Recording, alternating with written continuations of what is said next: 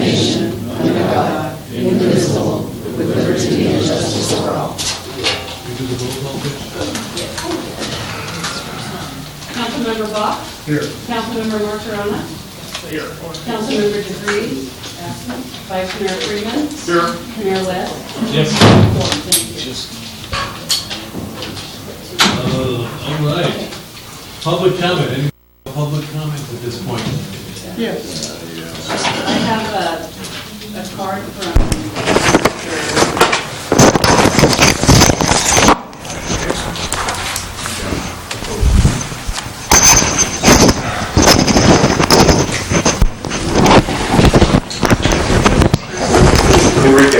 Enrique.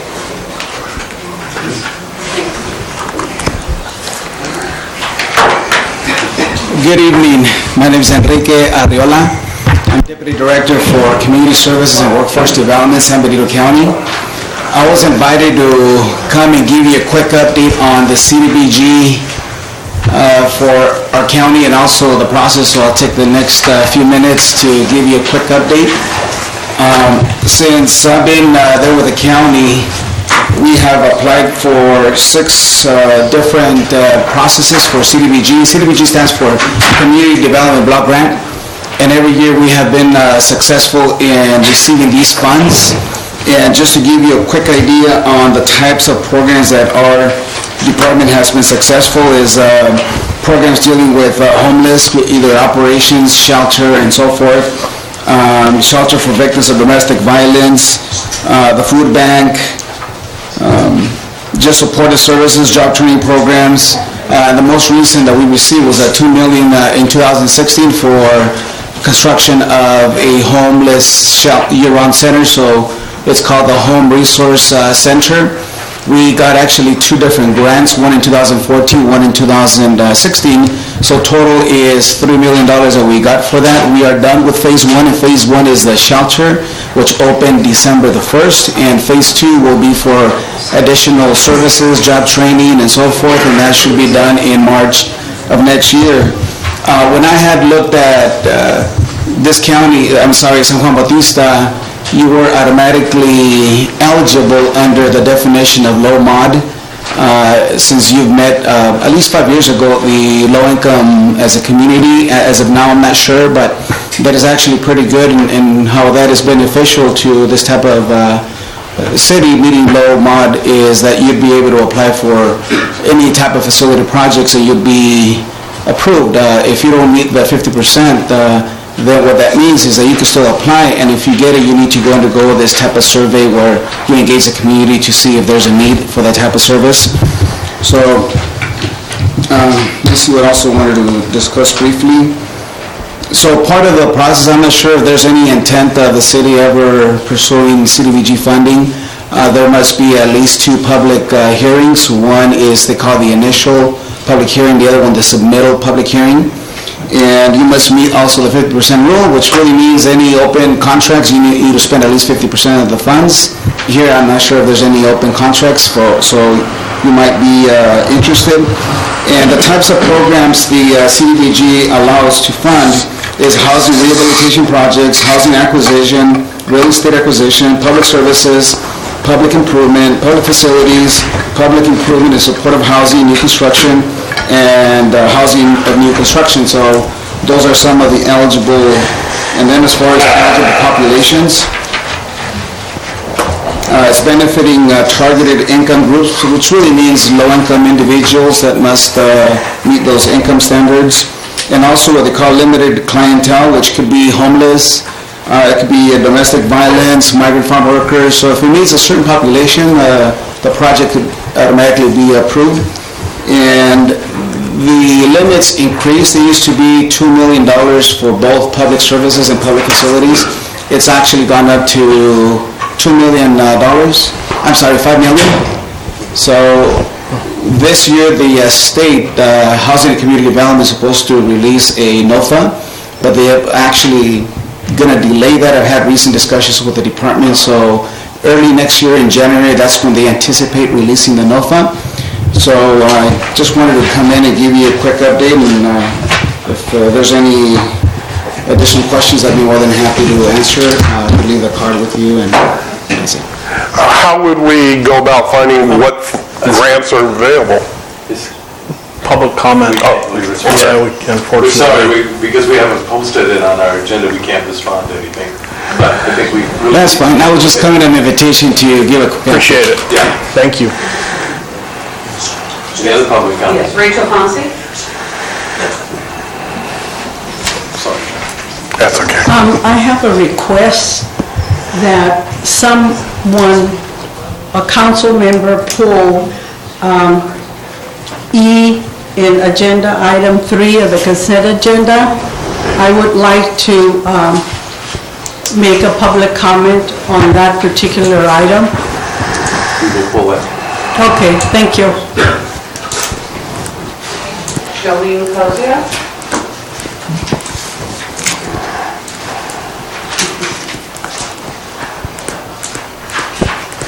Jolene Cosio, 181 Lang Street. I just wanted to check with the mayor to see if he got the email I sent, or if you preferred to do that at another time, or if you did not get the email about putting something on the agenda.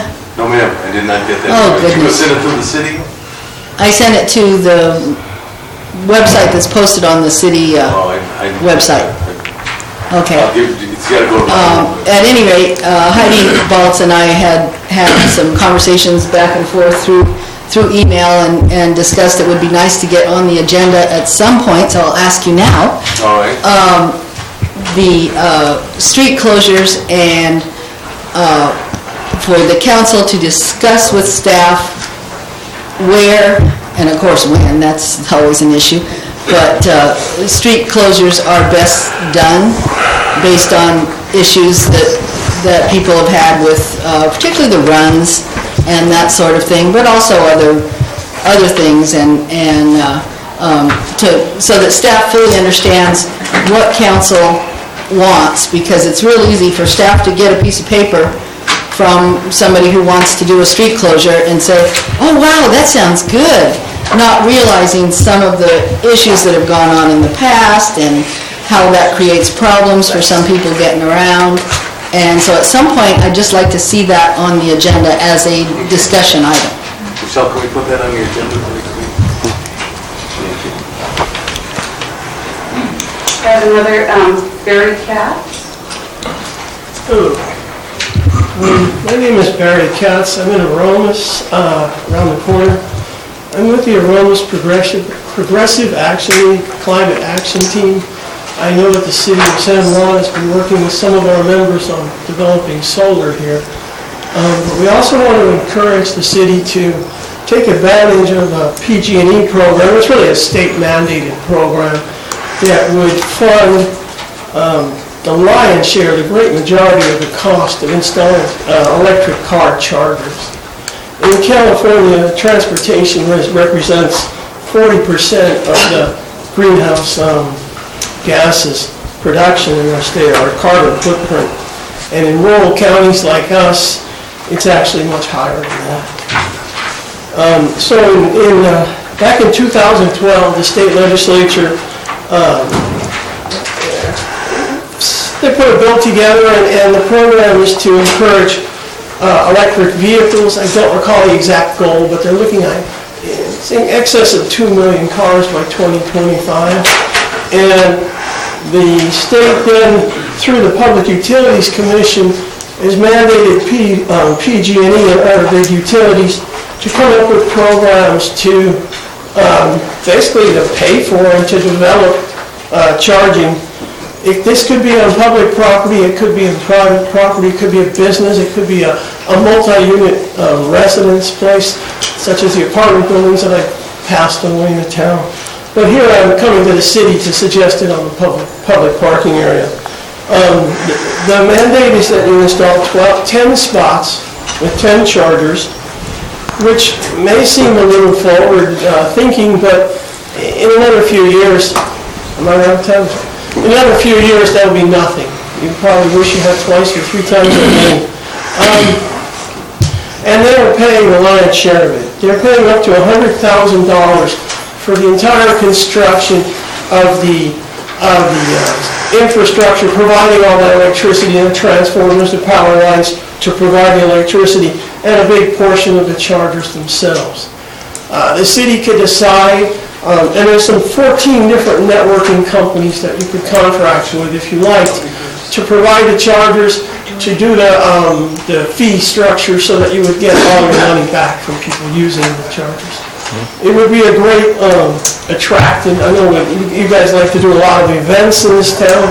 I think that while people are charging, it takes a little longer than getting gasoline. People would be using your dining facilities, the restaurants, they would be attending your events. And basically, that's about the whole plan. Thank you very much. Thank you. Thank you. Any other comments? Yes, Matt Manning?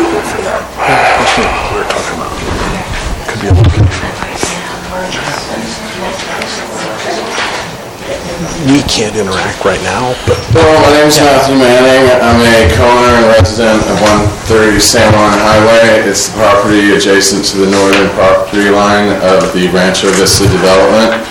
What I wanted to bring before you as a matter of concern is the wall which they've built next to our property line. If you see in the documents I gave you, includes the map and the picture which was originally shown to us when this project was proposed, which showed a 9-foot setback of this wall from our property line and accounted for some kind of drainage system. Our concern is with the wall built the way in the manner it is now, all the water which naturally drains off those hills is going to be diverted onto our property and cause damage, which it already has in the last big rain we had. Well, unfortunately, we only got 6 inches of rain last year, so things didn't get too wet. But our concern is over time this will continue to cause inverse condemnation to the property that's right next to this development. And along with that, the fence which is supposed to be placed on this wall, there's no mark in any for any kind of good neighbor fence along the northern property. However, in the property adjacent to Creek Bridge, there was a meeting held before this development got going. We were not invited, and from that, they are getting an 8-foot privacy fence along with 2 trees in the backyard of each house, and that was what was on the original map shown to us. However, now Eden Ridge is saying that they don't have to do that or really want to do that. We recently met with a John Bayless who represents Meritage, and they said that this is of no concern to them.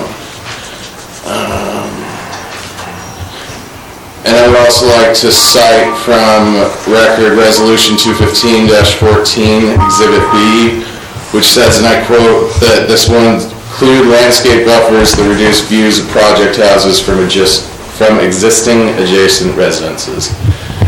And I think that pretty much covers it. Yeah, let me just clarify one thing. Nobody was invited, it was a public hearing when we did. We never heard about it. Well, everybody it's posted all over. posted where? Online? You know, it's posted online, it's posted on the bulletin boards, it's posted on the... Actually, it was a different meeting. It was a pizza factory meeting that we had that I think you're referring to. Yes. Yeah. Oh, okay. That was it. It wasn't here. It was a informal neighborhood. Creek Bridge got a meeting together, or they had voiced some concerns, and I volunteered to talk to them about their interface with the development, and that's what Nancy's referring to. All right, well then I apologize, but always all of our meetings are open. I understand. And when we first asked for documents regarding this project, it took several weeks to get access to them, and then we were finally told they were online, which at that point they were online, and then we were finally even able to figure out what's going on. I also wanted to point out the street orientation they currently have with the dead-end streets going north and west. I don't see the point of it. We're not going to develop that property anytime in the future. We have no plans to, and it's kind of weird to have a street just going nowhere. And this subject is coming up later in the agenda. I understand. So we can talk about it at that. Well, this is regarding the wall, which isn't necessarily part of the Phase 5 approval. Okay. Okay. What is this? That's a picture from the document, which it shows the title of the document on the previous page. And that was what was originally shown to us when this project was proposed. And that's a cross-sectional diagram of the wall. I get that, I just wanted to know what this was. So it's a portion of an attachment Yeah, to it's this? from the second page. That's a picture from Okay, that. thank you. Any other questions I can answer for you? Thank you. Thank you. That's That's what it? your cards I have. All right, before we get to, let's do the consent agenda now. We're going to pull item E from the consent agenda. Does anyone on the board want to pull any additional? Item I. Aye? Could I also pull C? I didn't know I had to go beforehand. From the consent. Well, we were gonna pull here, then I was gonna ask the what all. Oh, okay, sorry. So you want to pull I? Yeah, it's the street closures. Okay. Chris? John? I think I'm good. All right, does anyone in the audience want to pull anything else from our consent agenda? Item C? Item C. The approval of agenda. C is the minute. Minutes. I'd move to approve the consent agenda list item C. C, E, and I. C, E, and I. Second. All right, we have motion second, all in favor say aye. Aye. All right. Item C, approved minutes of the April 17, 2018 meeting. Who wanted to do that?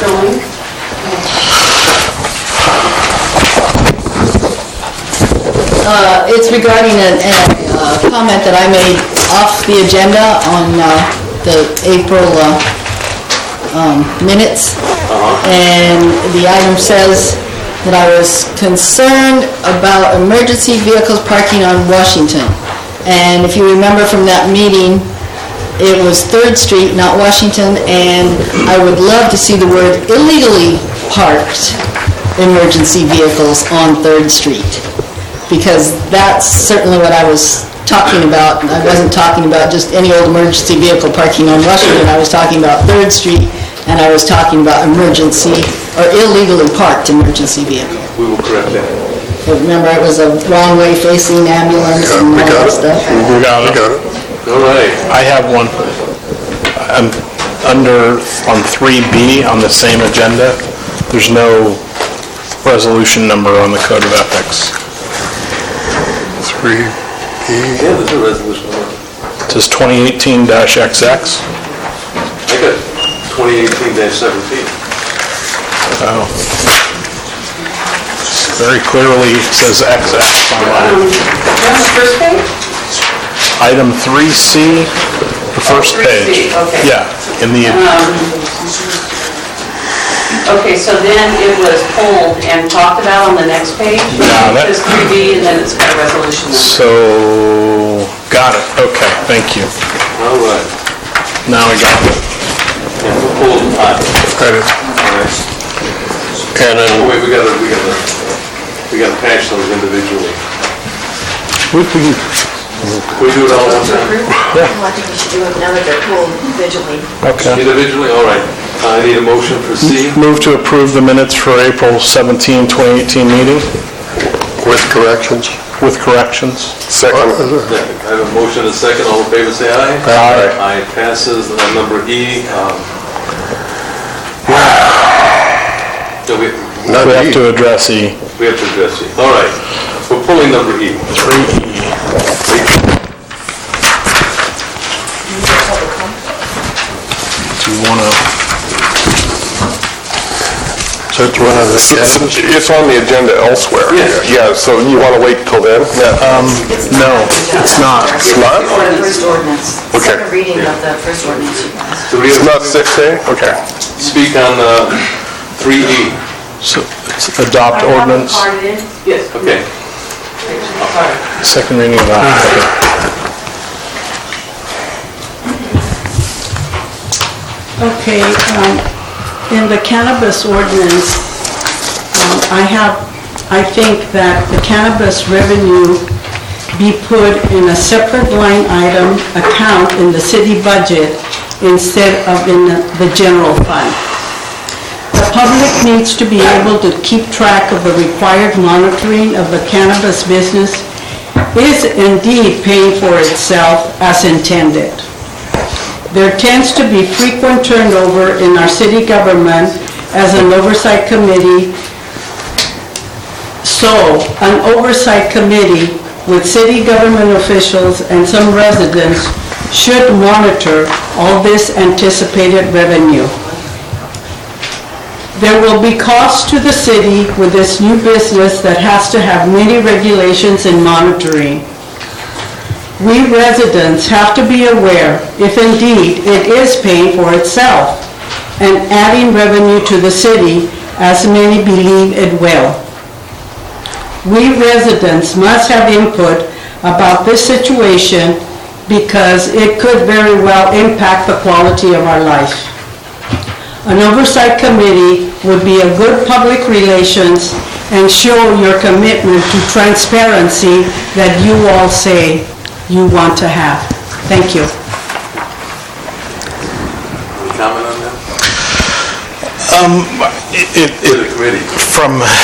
From the subcommittee, we did discuss having some sort of oversight, an oversight committee as described, and we just didn't feel that it was necessary.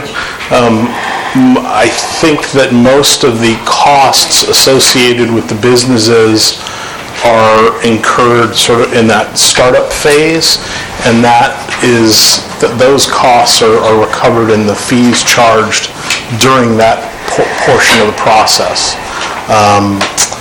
As far as accounting for the money in a separate line item,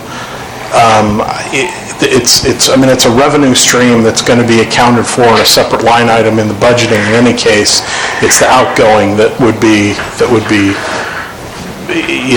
potentially matching that up, and I don't know that we need to create a second stream. Not to mention changing it at this point becomes problematic from a timing standpoint. Not only that, but, first of all, this commentary really goes on the hearing item, that's 6A, not the ordinance, but just to touch briefly on it, it's set up right now so it's a general tax, which requires it goes into the general fund. If we were going to use it as a special tax, then we would have to do a whole different process. So it would be a major change to what we're proposing tonight under 6A. But we can identify the stream of income in the budget, and then we should be able to identify where it goes also, Well, we identified the TOT and the sales tax, and that there's no, we couldn't do that with this, or we should. Okay. Anybody else? Good evening, Council. Mandy Sishnodi, city resident. I want to bring up my concern again with the languaging on page 15 for the purposes of the section, the indoor structure, and then how that is defined. Are we talking about? We're talking about the ordinance that is. Not the implementation later on. It's not the ordinance that's on the agenda. It's the rules and regulations, and then it's the tax measure. This is specifically the language in the ordinance. And so I had some conversations with city staff who interpreted, whose interpretation of that is that a greenhouse is not sufficient to fulfill the requirements of this ordinance. And basically, this has come up as a concern before. The council did talk about it. We can reflect in the minutes. There was recommendations from the Planning Commission about this language. There was concern from the Strategic Planning Commission about this language. And the council assured the public that this language would be able to be interpreted as meaning a greenhouse if it had an attached roof, or specifically the language about the foundation spanning the entire surface of the building, meaning that we're pouring cement slabs, and that would have high impact and negative impact for, the landscaping of our small city, but also what happens if there are all these permanent structures erected and then those businesses fail, how else can that land be repurposed? And so I'm going to be hopefully meeting with the city manager to discuss this, because ultimately it's her interpretation that will dictate the regulatory staff who's going to be doing all the processing, but these are just preliminary conversations, and this is definitely a huge concern. I brought it up to the ad hoc committee, I brought it up to Victor. It was something that was commented on in many different bodies, and as the language as it stands now is still showing the requirement for a warehouse with a permanent entire foundation, not just a drop wall, which is just a foundation that goes around the entire perimeter of the building, which would effectively lead the inside of the structure to have free ground that you could plant in, because I want to remind the council that this is an agricultural product. We're dealing with an ag product. We're not dealing with something that needs to be in a bomb-safe cemented warehouse, dealing with a plant. So moving forward in the second reading, I guess I'm just asking that either if the council is going to direct staff for the specific interpretation that you guys have previously discussed, which was the interpretation to not require cement slabs on these potential greenhouses or buildings or whatever facilities that you're going to allow this activity to happen in. I think it would be a mistake to allow the language to continue as it stands. I think that it needs to be either reapproached or reinterpreted, or having something from the city manager stating the allowance of greenhouses so long as they comply with all the other listed requirements in the chapter. Thank you for your time. I'm going to punt to subcommittee and the city manager on the table. I don't know that we... So I was hiding behind the camera. I don't blame you. Just quickly, I do want to acknowledge Mandisa did reach out to me. She did share her comments, I think, with us via email as well. So I do want to acknowledge she did bring this to our attention. The ad hoc committee did have a discussion regarding this. It was the desire of the ad hoc committee, and Chris, please correct me if I'm mistaken, but odor control is important. So we stuck with non-movable surfaces, where in a traditional greenhouse you would have movable surfaces that would allow climate control without having to use an HVAC system and so on to control the temperature within the building. The desire of the council was to, or the ad hoc committee, was to have a hybrid style greenhouse. In other words, non-visible walls with potential for a transparent roof to allow natural sunlight to come in into the building, and they control that with an HVAC system, again, non-movable surfaces. Now, when it comes to the foundation, Mandisa is correct. It does state in the ordinance a permanent foundation. Now, that is how other cities have inputted it into their ordinance, but there are ways around that. It depends on, I think to an extent it depends on how planning staff is going to interpret it, because you can have a permanent foundation, permanent meaning a quadrant with cement that holds up the building, but also have within it have a gravel type floor. And it does allow the ease of transforming it back into a full agricultural productive land once again, if it would ever go back to that purpose. But at the end of the day, this is, again, a policy decision for you to make. I'm your consultant, and I'll certainly draft the ordinance as you see fit. But currently, it is correct. It is required to have a permanent foundation with only a transparent roof as well. So as an option. So that's currently how it's written. You want my, okay. I don't feel strongly about this personally. I can see that it is an opportunity to potentially change this, update this. I do not think that we should sidetrack this ordinance at this time. My input would be for us to go ahead with the second reading and adoption, and jot down a note, which I've already done, that it is a potential update, something that we should potentially change, and it might be worth getting input from the planning department and the city engineer to get their take on it, as well as running it by the sort of the uniform building code experts, rather than us. So subcommittee's recommendations, let it go through as it is. That's my personal recommendation, yes. John? I don't have real strong feelings either way. I understand Mandisa's position, and I basically agree with it. I also understand Chris's position, and I think we should go ahead and vote on it, yeah. I was against a big cement slab. I envisioned a perimeter foundation, and like Victor said, fill it with gravel.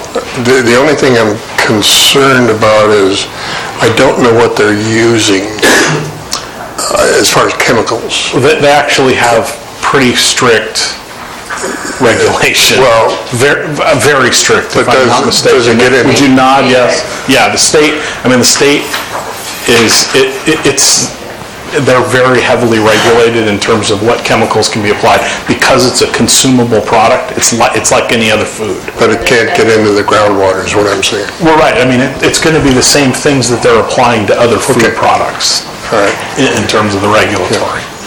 I think we should proceed with the ordinance as written, and then, first person that comes in, and planning commission or building department, somebody can go over it with and say, hey, frankly, there's a lot more work yet to be done with the rules and regulations, as well as stuff with the planning commission and the land use ordinances, so I think that's one of the reasons I think we need to get this down and in on the books, so then we can move forward with, and my expectation, this is a big piece of legislation, and I'm expecting we're going to have to make some tweaks. Can we have a motion? Sure. Where is this? I move to adopt an ordinance 2018-04, adding chapter Cannabis Facilities Regulatory Permit to Title V, Public Health, Safety, and Welfare, the San Juan Bautista Municipal Code. This would be the second reading and adoption. Second. All right, we have a motion and a second. All in favor, say aye. Aye. Aye. Passes 4-0. We are going to, before I make a change, I'm going to bring the Chicken Festival issue up, but before that, Mr. Fox has been standing back there. I'm sorry, we had one more on the consent agenda, if you want. We have aye. Tony wants to talk about aye. And the only reason I asked that is because Jolene brought it up, that we have to be pretty clear as to, and it's usually not our fault or the city's fault, it's usually the promoter that decides on their own to block off certain side streets or whatever, and I just, this one here is no problem. It's except I hope they've got somebody coming behind the horses, but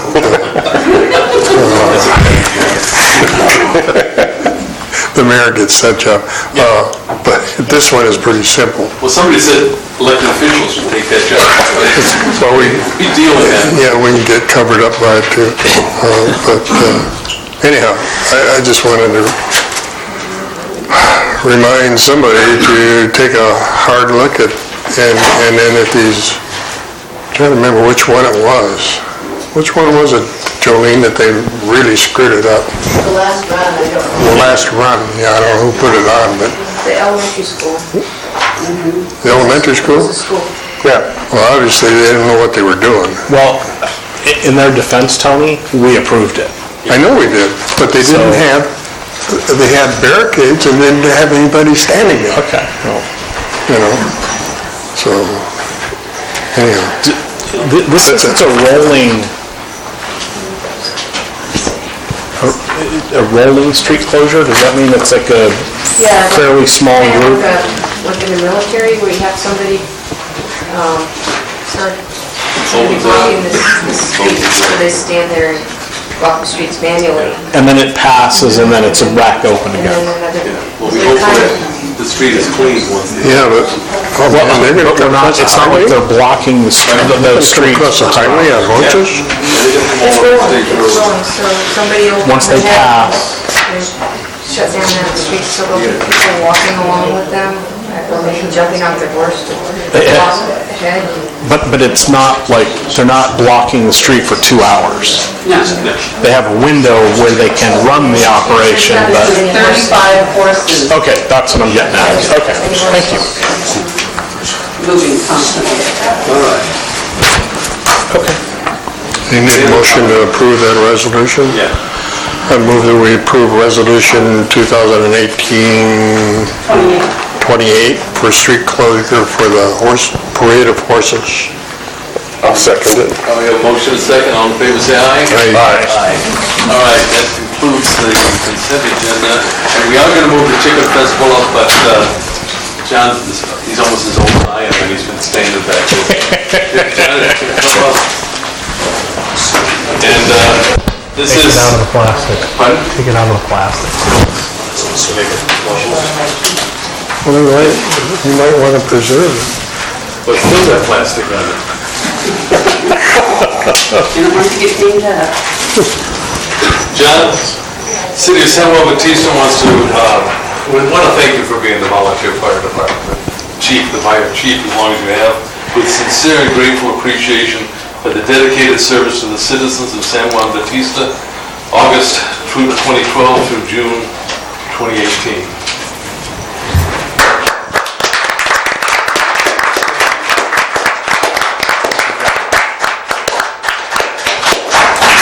Want the plastic?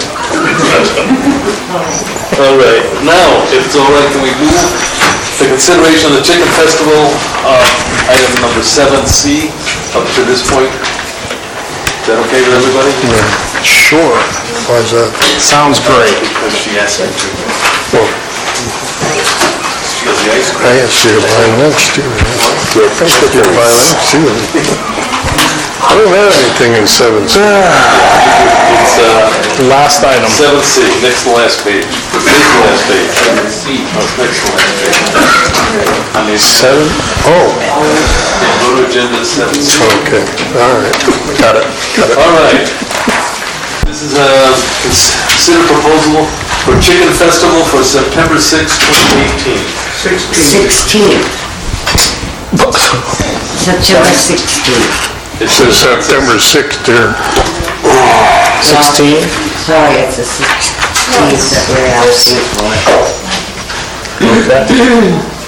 It says mid-September. Oh. On the agenda, it says the 6th. Oh, What does it say on the, It just says mid-September. Yeah. yeah. So this is, oh, We're trying to make a presentation. Oh, you're gonna... yeah, I'll just leave it and then you can follow up. Okay. So the city staff recommends that we partner on a chicken festival. This is something that has been done 2 or 3 years in the past and has been very successful.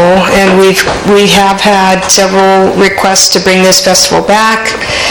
And so we'd like to partner with Margot's Ice Cream Shop to co-chair a chicken festival. And the city would participate in the way of cleanup and setting up booths. There would be no street closures for this. We're looking at doing half of the street, and it would be games, fun, and a barbecue competition for chickens. So you could be like a chicken up person or a chicken down person if you want to bring your chickens and have them barbecued and have them like this. And yeah, so you can, and we anticipate we'll end up selling like shirts and hats that say chicken up, chicken down, SJB. It'll be fun. And it won't be a huge demand on the city, more of a locals event. We'll do a little bit of advertising online, on social. But we think it'll be a fun event, and it'll be a good way to partner with the community. All the merchants are involved in this. Okay, tell us a little bit more. Okay, Naomi Medina, 311 3rd Street, Marcos Ice Cream Parlor. Yeah, we have three, it's just a one-day event. We have three competing for the barbecue. This is all local. We want the local community to get involved. We want to have girls running for Chicken Queen. We have that set up. And we have raffles. And... Chicken Queen.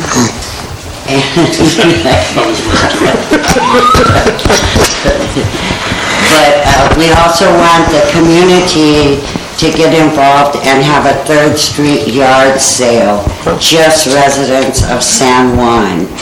And so we want to charge just a minimal amount so it can be affordable for the whole community. We want them to come downtown. Plus we want tourists to come also. We're not having a parade involved, we did before, but, and we've invited different local organizations to become involved with us and have booths of their own that they could generate some money. We've got to do something to bring people to San Juan. And the merchants are willing to stick their necks out, and we're asking you to stick yours out too. Will there be a street closure? Well, how are they gonna have a... Well, we will have to close each end, yeah, because we don't want cars driving where they're... So it does include a street closure? Yeah, right? No big deal. A street closure? Yeah, we gotta get that permit in. It's okay. Yeah. You can do that. Yeah. I'll bring that for you. Okay, thank you. Yeah. You know, we want to know, of course, all the details on the costs on your part, or do we need to go through a nonprofit organization to do this San Juan community? They said if we get everything set up, we have to show them that we've got it all organized, and then they'll proceed with us. Sure. So the committee, San Juan committee is willing that we get everything lined up. Is that it? Any questions from the board? Any questions from the public? My granddaughter was the first chicken queen. Here's the head. Nice. Natasha Garacha was Yes. chicken queen. Yes. That's a And position. what we're sort of proposing, since we don't have a lot of money, is for the girls to sell tickets, $1 a ticket, and they will get half the money, and then the person that wins the drawing, they get a quarter, and then we get a quarter. So we're hoping they could sell a lot of tickets, and that way it would give us a little money to bank, or the committee, or the... We as the committee, is the same one. Yeah. So, that's it. Plus, we're asking the girls to write some sort of short story about San Juan, so they can let the public know, and they will be reading that. We have a band, we have a DJ that are willing, to help us out. So we're working on it. It's not going to be as big as the last time, but No parade, no, with that rubber chicken hanging on the... Any other comment from the public? Rachel Ponce?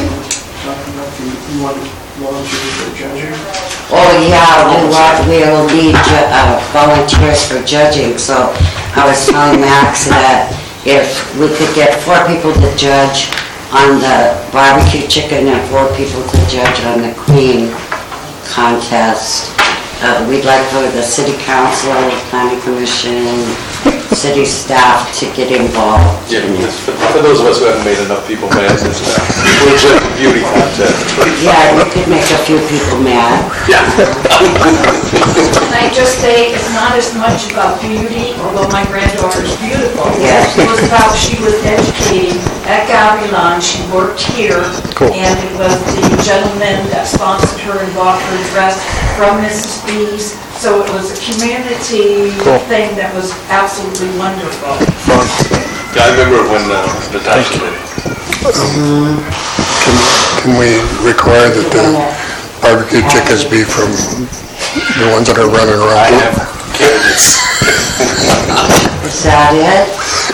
Yes, we're looking for, thank you very much. Thank you, thank you. Anyone from the audience wants to add to this? Rachel Ponce? Well, you want to have to?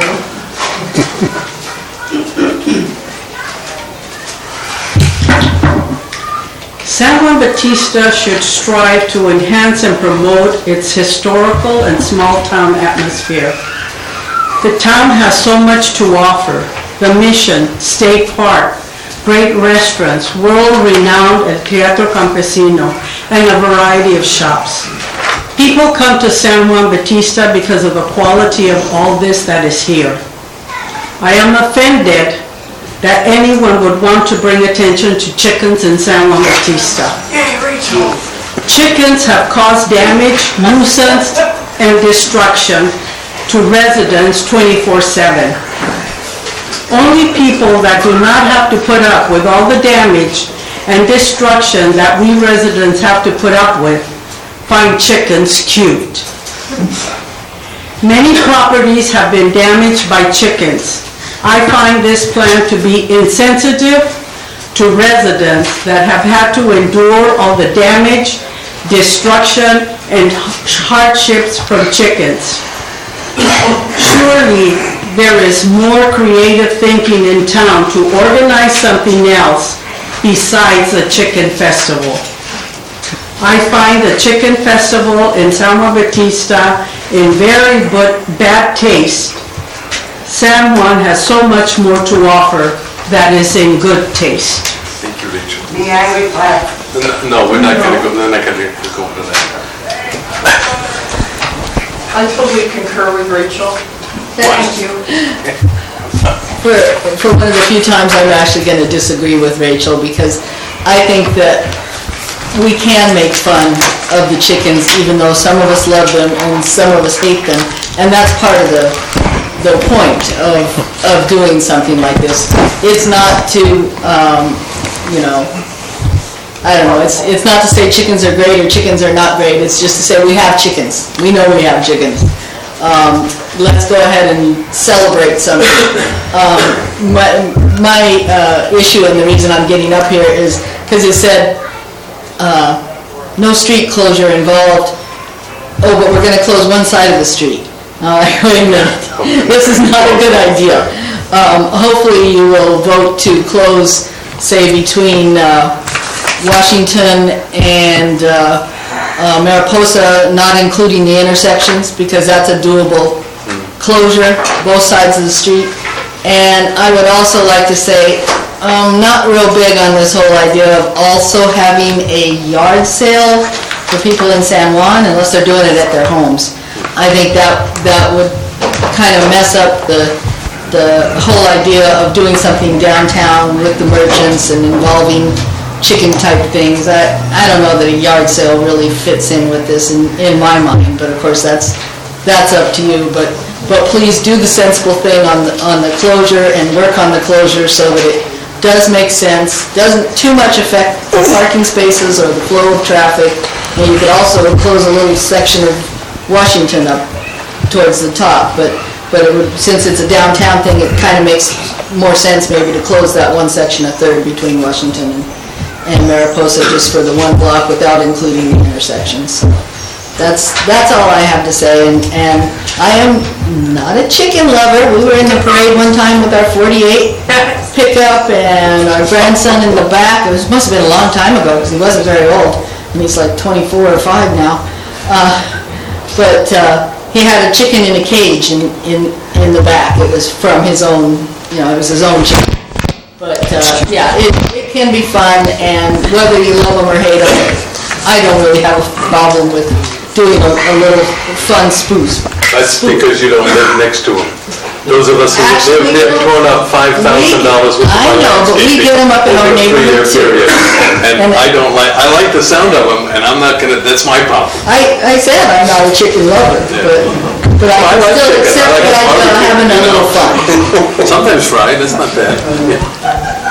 Any other public comment? JFC. Hello, my name's Linda again. I wasn't planning on commenting, but I am involved with the advertising for the Chicken Festival because I have a business here. I get asked all the time, where's the chickens from the tourists? San Juan is known for our chickens. I realize that there's been some health problems, but if we can I put my card in for something else. I have an issue with the street fairs we have. If all these other people can make money off of San Juan Bautista with these street fairs that are outsiders, that benefit financially, and it doesn't always necessarily help the merchants, I think the merchants should be entitled to have something. It's the first thing we're doing this year. And maybe the only one. Well, when I first read this, I told the city manager that if I get spiteful about the goddamn chickens. Yeah, and it's not really just I know, yeah, there we go. I ain't saying nothing. we're not bringing in, like Naomi said, we're not bringing in chickens or anything. We're just having an activity to get people to come to San Juan Bautista.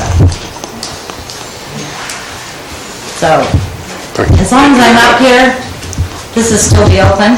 Yes. No. Anybody else? It's only about chickens. Oh, okay, anybody, I'll wait. Where's Angela? Linda on 407 5th Street. I never dreamt I'd stand up, but I miss the chickens. I don't have a problem with them. When I heard about her idea to have a street festival, I thought it was wonderful. I also really enjoy the idea of locals having a yard sale. That's my opinion. Thank you. Thank you.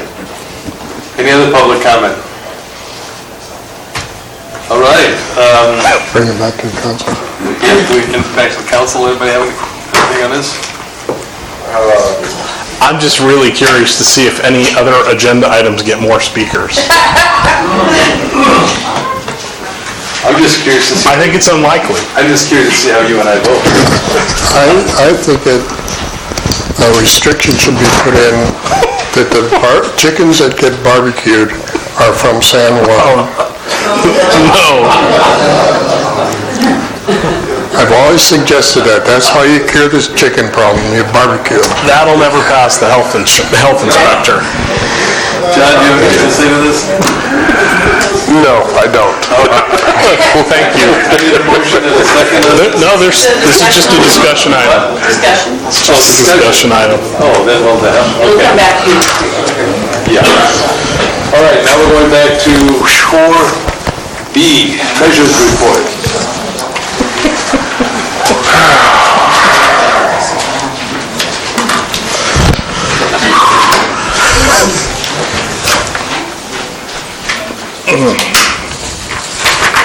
What, can you help me? Sure. Chuck's not here. What are we gonna do? Would you like me to go through it? Well, you wanna just say it's okay? So the highlights of the treasurer's report are we're taking in more money from impact fees to cover for planning and building. It's covering our expenses for planning and building.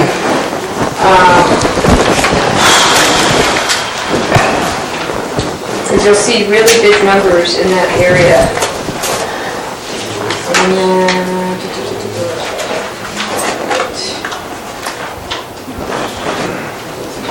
Yeah, I looked at the numbers, I was kind of surprised at the size of some of them, but the overall averages, I think, are very good. Yes. You know, so whether it's in this pocket or that pocket, I'm very happy with the treasurer's report. There's one other note.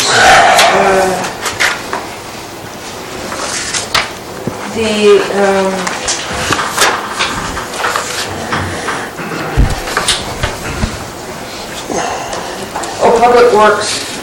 So there's some streets and parks and grounds. Overall, Public Works are under budget. So we are moving a little bit of money from parks into, streets into parks to cover for that, but you'll see an overage in parks there. And then water operations.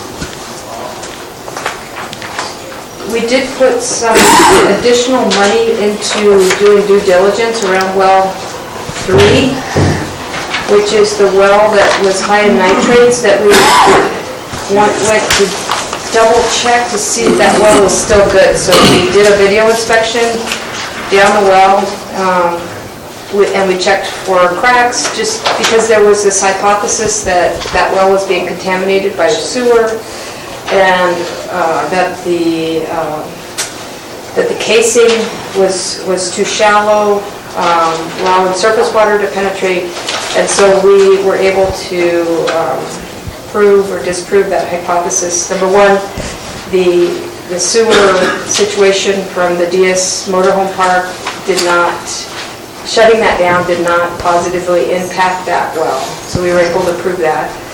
And then we did a video of the casing. The casing is not cracked, so that wasn't causing the nitrates. The nitrate level continued to be high, way out of compliance. So that was what we needed in order to move forward with acquiring a new well, our third well, which is a coke well, which is why we proceeded with the coke well. But we did have to invest additional money in that. Otherwise, everything else looks under budget. 75% as of month 11 of the fiscal year is a pretty good record. Yeah, no kidding. Thank you. Thank you very much. Any questions on the warrants? Other than the fact that we're in the wrong business? We still haven't gotten anything from Harris Engineering. We are not yet.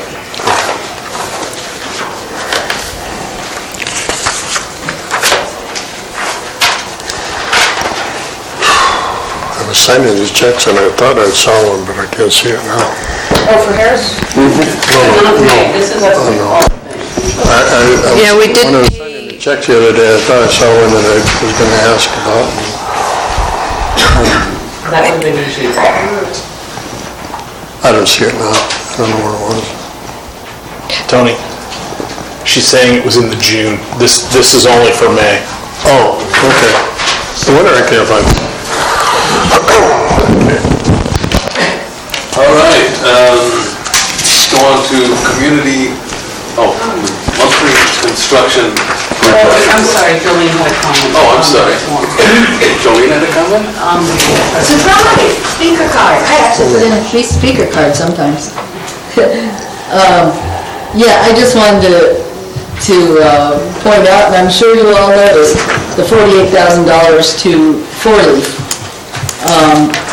We certainly can't sustain that level of inspection and planning services.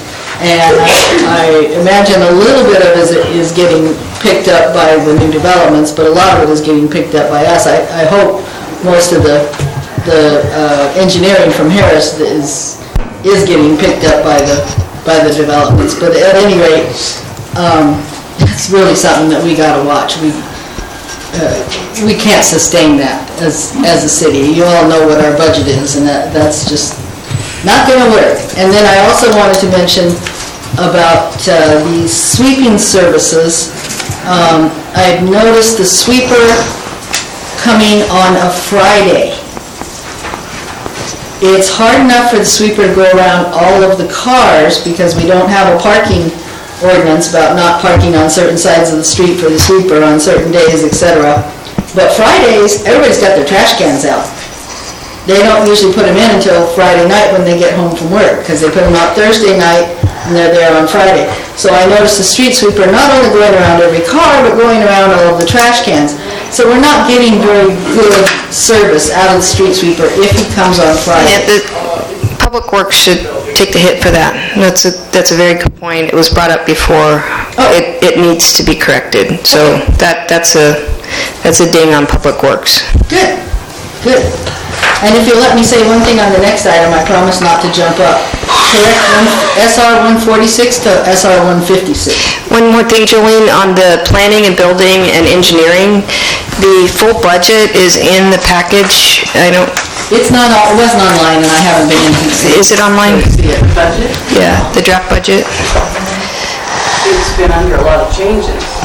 So the draft budget, yeah, it could be online. It should be online with this package, because it was in the agenda. Yeah. But in the, and I can go through this with anybody for the record. So we, and I mentioned it earlier, the costs of city engineering and four-leaf are completely covered by impact fees at the moment. And it is a, hang on. And it is peak time. I mean, we are all working a lot of hours right now to do these inspections, get these things permitted, go back and check to make sure things are done properly. So there, we have coverage for the services that we contracted out. It is peak time. We are in discussions during the budget process as to the the low point in the payroll. Worst of times, what can we sustain? We are not going to continue at this rate. There's absolutely no way we're going to continue at this rate.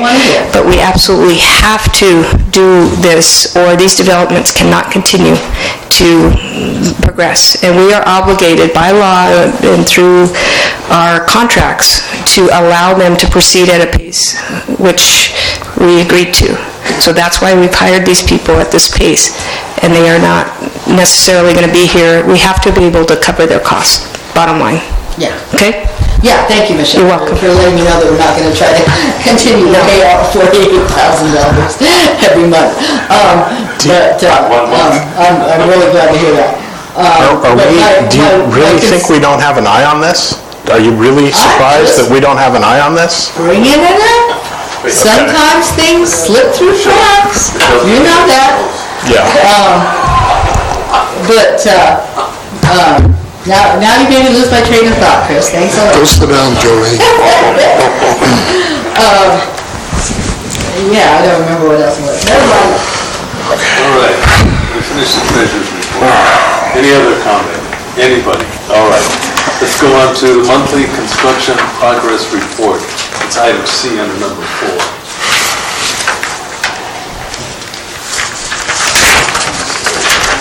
That's you, Michelle.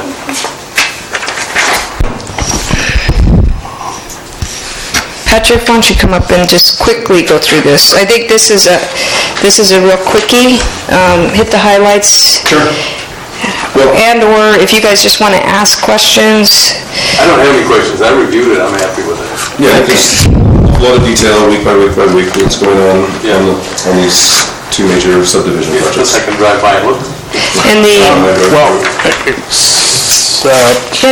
Rancho Vista ends with May 18th, but this is theoretically through June 9th. There's no other notations. Did I miss something? The second page is on the next page. Oh, that goes through the 31st. Right, May 29th through the May 31st. Got it. And then the two pictures, and then it jumps to the Copperleaf subdivision. Okay. And we're going to go through the engineering, community development, and sewer reports as well. And those actually may have highlights, the highlights out of here. Great. I don't have anything else. Anybody have any questions? I don't have any questions. Anybody in the audience have any questions? State Route 146 is 156. We got it. All right, now we're going to go to community development report. Hopefully you can tell that of these. So the youth commission's not going to... We're not there yet. We got D, E, and F, which are these, the fold-outs. Yeah. All right.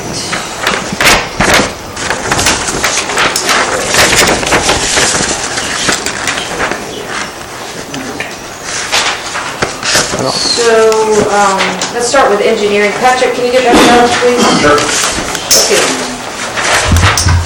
So we got city engineering report, should say city, San Juan Bautista, city engineering. Yeah. That's under E. And right here, it'll say 1 of 2 or 2 of 2. Make sure you start on the first page. See, this is... Everybody there? Yep.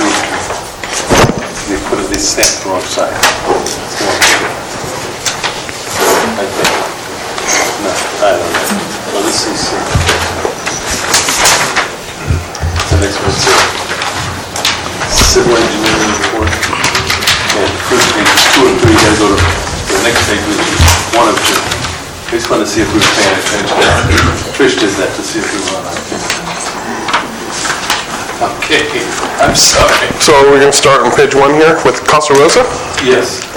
That's not the engineering report. The engineering is the next one. So up at the top, it says city engineering projects. Up at the top left. Okay, I see. We're jumping around a bit. If you look at the bottom left, it says 2 of 2. You got to go to the back of it and start at 1 of 2. It may be... Okay.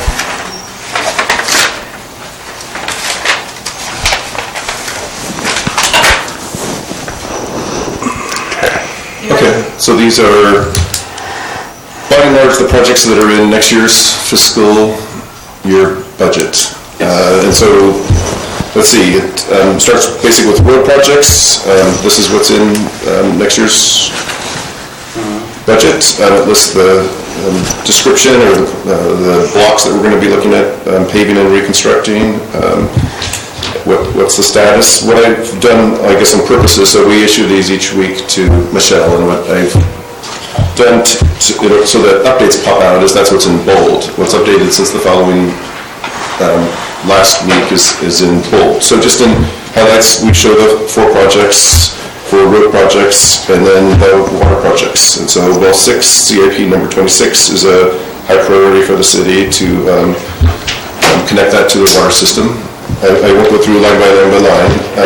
The next one on the top of the next page, page 2, is another priority, sludge removal from the wastewater treatment plant, and that's a $400,000 budgeted project in next year's CIP program. And so we've been out there a couple times, know that there's an awful lot of sludge that needs to be removed, and we'll be spending $400,000 on that next fiscal year. And then jumping down to buildings and parks, the first one there is City Hall re-roof. Just want to point out that we did issue that for a bid.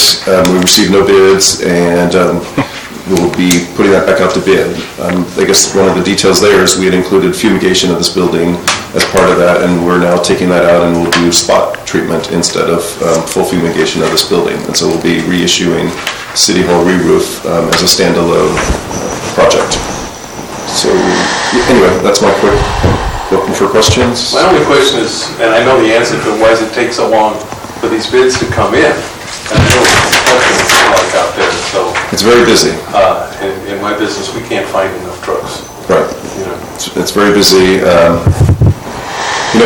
It's important to spread the word in advance of issuing a bid so that contractors know it's coming. They can start getting subs if they need them, figure out if they can put it into their schedule or not. So it's really important to spread the word. So when we did issue this, it was advertised, and then we put it out to at least the 2 local builders exchange, Santa Clara, San Benito, which is in San Jose, and then the Central Coast, which is in Salinas. So we spread the word. We reached out to roofing contractors specifically. Actually was nudging one, are you going to bid, are you going to bid? I thought we were going to get a bid. They told me they were going to submit a bid, and when came to the bid opening, they basically said, oh, too busy to do it. Yeah, everybody is too busy. Yeah, it's tough. And I guess just regarding the road projects, what's going to sort of be key is combining as many other road projects together so we make it worthwhile to paving contractor. They can't be standalone projects. We need to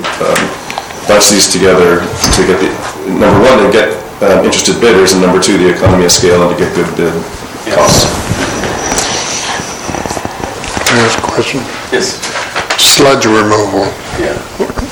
what's taking so long? We were supposed to been working on this a year ago, and all I see here are question marks. Right. So, I guess we waited, well, let's see. So, a couple things. One is, it's a complicated project. There's no available land or available space at the wastewater treatment plant to stage what would be a dewatering and trucking operation. And one of the things that we looked at with the city manager is, and this includes the Bracewell staff, is could we remove just wet sludge? Could city public works staff just remove wet sludge? The answer to that is, well, you'd have to truck it to another major wastewater treatment plant that would accept wet sludge. What's being recommended is that we do a dewater and truck away dewatered sludge to the John Smith landfill. So there's sort of been some back and forth, and I understand it's been going on a while, but planning. And are we going to deal with wet sludge, or are we going to, and how much can the city spend? There's a lot of mobilization cost involved in staging a sludge removal project, and so we want to, again, sort of make it worthwhile as far as a project. And I'll just say this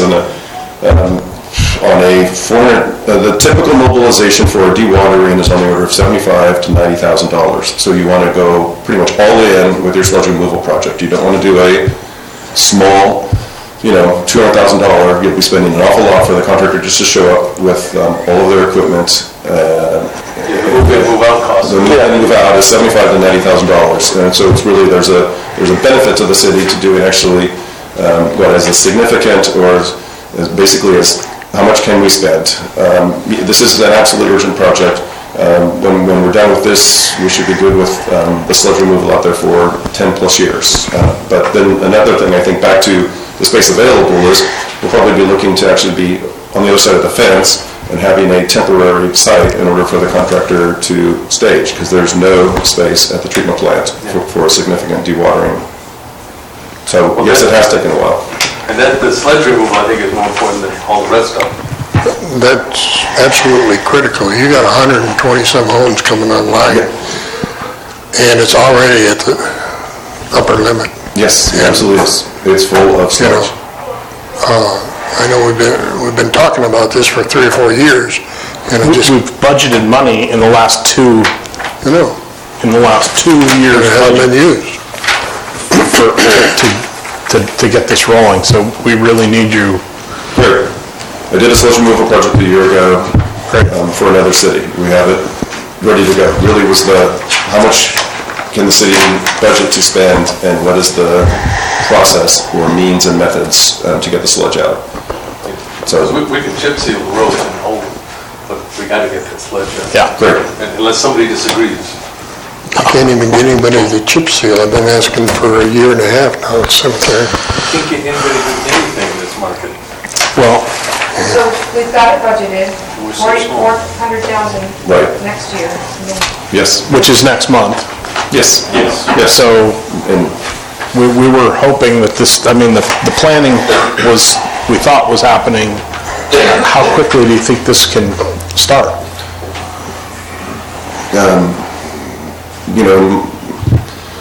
Let's see. What I would envision is this is going to be 1 month of operation out in the field. This is a 4 to 6 week process out in the field based on this amount of money. So that's the operation side. What I would hope is that, or what I would target, or my goal would be that we do this in October October, September. And I would think that, yes, we can get it out to bid.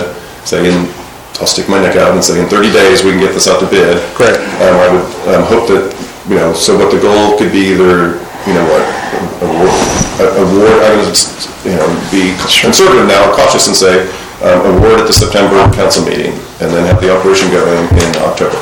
That's an absolutely doable, let's do this before. Yeah, okay, good. Okay. So we can hold you to that. Yes, you absolutely can. Yes, and I know it's one of the top priorities. I've been out there several times. I know the situation. I know how the treatment plant is operating. It is not ideal. The iron manganese treatment plant is just, it's just blank. Is that, I understood that was fairly straightforward. Yeah, that's been sort of an off-the-shelf piece, is it not? Well, we've got a twist of events on this one, in a good way. So as we're going through and prepping people to bid on the municipal well, the ag to municipal well conversion, folks are seeing the old pellet plant equipment and recognizing that the filters there's 6 filters there, like 48-inch diameter filters. They're the same filters that we can use for this process. So essentially, all we have to buy is the media to use in those filters, which is very expensive, unfortunately. But it cuts our cost down by about 60% to reuse that material that's out there, which is great, because this is a $150,000 treatment plant. So we can get the cost down below 100 easily. And, we need to kind of make sure that this is coupled in with the well 6 construction or conversion, if you will. So the well 6 conversion, Patrick and I were talking about it. You're going to get the bid out for that at the end of this week or early next week? End of next week. End of next week, okay. And he and I are currently working on that bid package. So if we include the iron manganese with this, which we probably should, we can knock out all that in one project. The other good news is I did talk to the developer, at least one of the developers today, and they said that they would be okay with us completing more of the project at once, as opposed to kind of having to do the well and then having to do the treatment, because that'll just prolong it. So they recognize that they're anxious to get the well online. At the same time, we have until like mid-September to get this complete, as opposed to, I know I was putting a lot of pressure to get this well online by August. So we have a little bit more breathing room with the hopes of including the iron manganese treatment plant in addition to the well. Terrific. Well, it just occurred to me that you probably thought, oh, it's San Juan Bautista, there's 1,950 people. How many projects could they possibly have? But with all that's going on, we have the influx of money. This stuff's been deferred for a long time. So I can imagine we're overwhelming you a little bit, but we've been desperate to get a lot of this stuff done for a long time, as you can imagine. But the problem is the contract. Oh, I get it. We're not, my company's not bidding anymore. Well, we're expecting you to get them to just, knock it out. Well, you know how much I have. So this is the second version of this, and as I go through week by week by week, you will be seeing all the information filled out. I know there's a couple blanks in here now. I wasn't going to just throw information in that wasn't accurate. No, and that one being blank, I brought it up only because in my mind, that was a pretty high priority, because that's part of our, the water compliance issues, so. And lumping it together with well 6 is where my head was at too, so. Great. Okay, so let's go to community development. Thank you very much. Of course. So quickly glance at community development. Sorry, which one is, so is that, it's the city and development projects or the building and planning projects? Building and planning. Thank you, okay. So we've got the planner and building, This one is right, one of two. the permit tech and building person here on the planner. So just glance at those, see if you have any questions. These guys are here to and we've gone through this in detail with the planning commission. We went line by line with the planning commission. So this is really to keep you abreast of the community development projects going on. And then if you have any specific questions, this is a good time to, because you have the guys here. Question. Harvey's lockup should be red tagged. City engineer, can you talk about Harvey's lockup, please? Guy's been skating for 5 years now. I can only speak to the sidewalk improvements on the... So Tony, specifically, what are you referring to? Sprinkler system for one thing. If that place burns down and we've allowed him to operate, we're in deep. We might as well go up and jump in that sewer plant. And this has been going on for 4 or 5 years? Longer. Maybe longer. you know. Much longer. I don't care about the sidewalks. Get that sprinkler system in there. Okay. Other than that's Yeah, it's a city building. Yeah, that's not his. That'll be a city building department. No, Are you familiar with this one, Tim? So I can speak to this. So he has sprinklers in the storage areas. Are you referring to the sprinklers in the apartments specifically? Oh, the whole thing. If that thing burns down, all those people that have goods in there, we're going to be responsible because we let them operate. So you may not be aware, but he put sprinklers in 3/4 of that building. And the fire department's been out there, they've seen the sprinklers. He has the sprinklers up high, however, all the storage bins have screens on top of them, so the water can flow into the storage bins to take care of any fires in there. He does need to put sprinklers in the residential apartments that are in there, so that is missing. For a while, he had the valve to the sprinklers was shut down for some reason. I have no idea why. Scott Friels brought that to my attention. I took the fire inspector out there, and then I went back out with the the owner. We turned the valve on. It is behind in its fire inspection of those sprinklers, so the sprinklers need to be inspected.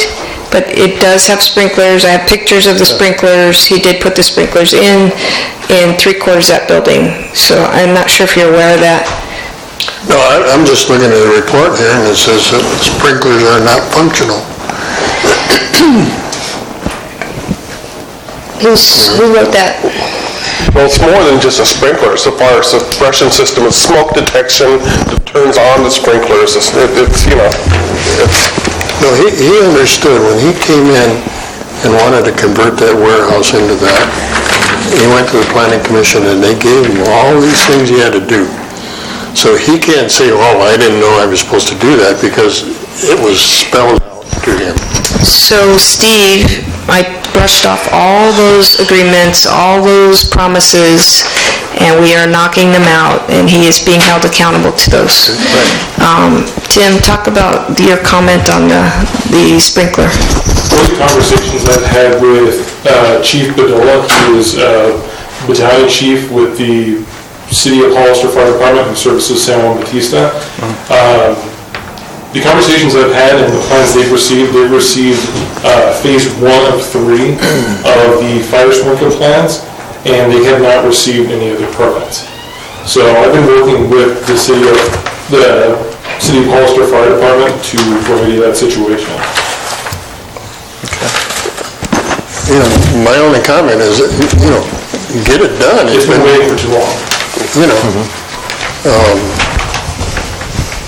And if it takes a red tag and padlocks on the doors, get it done. Okay. Yeah. Any other comments on community development? No. Community development. Okay. We did the engineering. Yeah.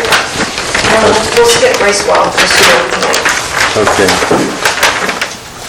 But I just want to give you guys a taste of the weekly status reports, kind of walk you through them, let you guys know that we have the resources to answer questions. I know a lot of these questions have been out there for a long time. Please take the time to go through all these projects that they're working on. They spend a lot of time putting these reports together, they have a lot of great information. Come prepared next city council to ask very good questions, because these guys are here to inform you and the community on what's happening. Okay. Thank you.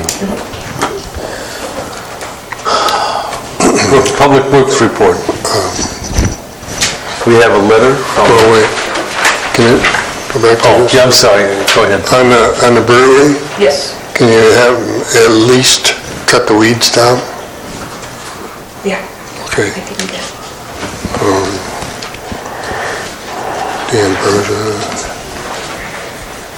We never have heard anything from D'Ambrosia, right?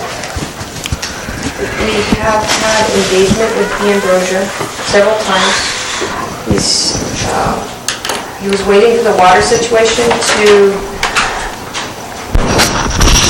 D'Ambrosia is a property on the end of 3rd Street, right up against the sewer plant. and he was waiting for the water situation to have more of a plan in place. We've recently been in contact with him. He says he's ready to go. What's his timeline, Todd? D'Ambrosia? Mr. Mayor, members of council, Todd Kennedy, city staff. Based on last conversation that I had with them, he does not have a specific timeline at this time he can provide us. He's trying to get things situated on his end. It is, however, his intent to finish up the project. That's what he told me. He just didn't provide a timeline for me. Well, I knew that they got real busy over in Watsonville, and they just, okay, thank you. Any other questions? No, ma'am.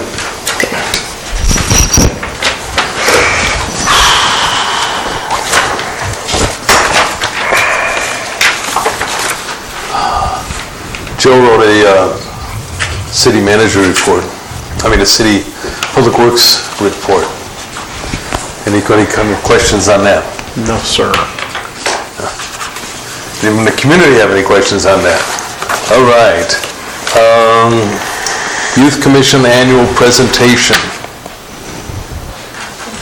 They're here. Yes, they are here. Did you skip over wastewater? Or? Yeah, well, she said wastewater wasn't here, so there's no wastewater.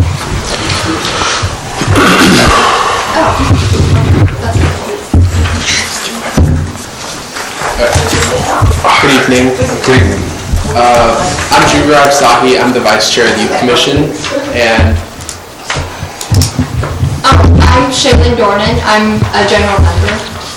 so this year we've been working on many projects, but we've decided to do one big thing. We'll start off about what we do. So we provide insight advice to City Council about issues facing the youth, and we create events and programs. Like last year there was an Earth Day program that the prior Youth Commission had created, and we connect the San Juan youth to the community. So this year, our big plan that we have been coordinating for about a month now is an action plan for the youth. So our main issues in the youth right now, and not just here, but like across the world right now, is our mental health, as in like bullying at school and suicide prevention. So we are trying to come up with some sort of support group that we have for our community.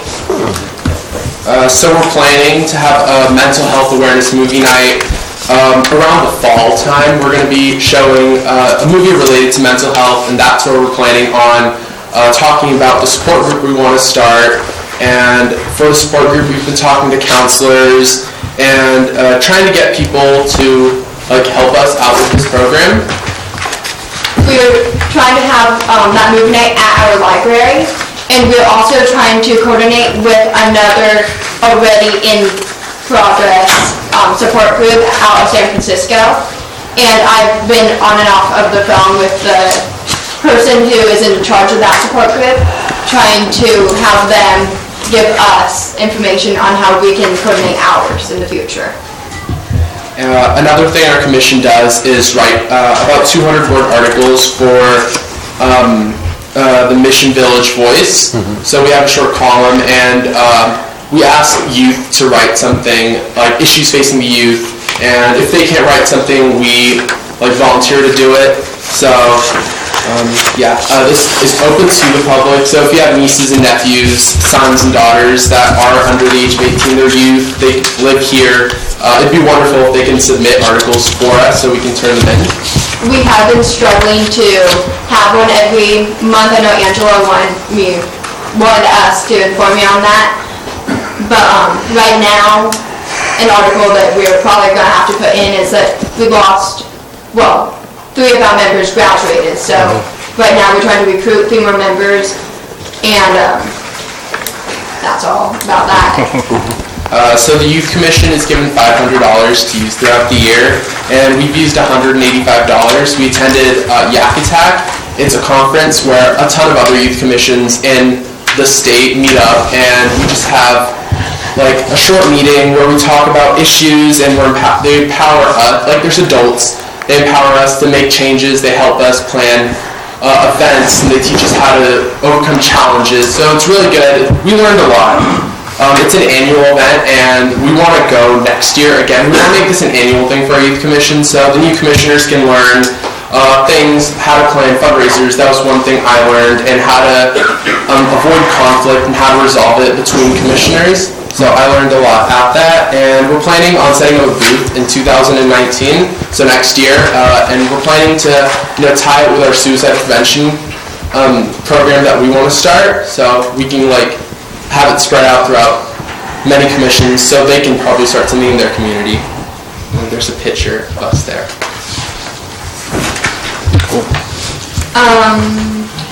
So we also have been trying to advertise for new commissioners. I already mentioned how we were thinking about putting that in the article. I know that Angela has collected many applications for this, so I can't wait to see who we're going to have. I know we had to let one of our commissioners go. That's always really hard, but you have to do stuff like that sometimes. That's all I'm advertising for that. We have a Twitter account and an Instagram account. I don't know if we had that previous years, but I know it's new to me. And we also have been advertising at the Red Cook-Off, and we also post posters in our library and other stores around San Juan. And our commissioners Destiny, David, and Emilio are no longer with us, sadly. They are going off to college, so. Okay, so this year, the 6 months, half a year. In this half a year, we've accomplished, trying to set up a committee for this, the suicide prevention group we want to start. So we're starting to plan that, and we're going to start getting into specifics throughout our future meetings. And we attended Yak Attack, and we learned a lot from there, so. I don't have anything else to say. Thank you. Thank you very much. Thank you. One question. Thank you. Where are you going to show the movies? What? The movies, where are you going to show them? I said that we're going to show that in the library, across the street. They volunteered to let us do that. You have enough room there? It's going to be outside, I believe. Oh, cool. Yeah. That's how we usually do it at Answer High. We have a projector and everything, and I go there, so we go for it. Okay, great, thanks. And we're thinking about showing it's a Disney movie, it's called Inside Out, and it has some correlation to mental health. Well, Jim suggested I needed to go see a mental health expert, so. And I was going to take him. Well, I have a lot of mental health people in contact right now, if you need any. I think we'll be on hope. Tony and I we're gone. Thank you very much. Thank you. You're doing a great job. Anyone from the community have something to say about the Youth Commission? All right, let's. Just when are your meetings? Every fourth Tuesday of the month. Okay, and do you have a spot? Yeah, the community center. Fourth Tuesday? Yes, it's at 6 p.m. Okay, now we have reports from City Council appointees to regional organizations and committee. I'm going to start with you, John, if that's okay. We voted at AMDAG on their big 20-year, 30-year plan for transportation. So that's the report there. Water Resources Board did not meet, so I have no reports there. I did attend a Monterey Bay Community Power board meeting just as a spectator. It's going very well. We ought to be thankful that we joined, because the two communities in the counties that did not join are really hurting right now. King City's going to be looking to form their own power company. Good luck with that. And who knows what Delray Oaks is going to do. So that's it. Thank you. Tony? I brought my director, COG, here. Okay, so she's going to speak for you?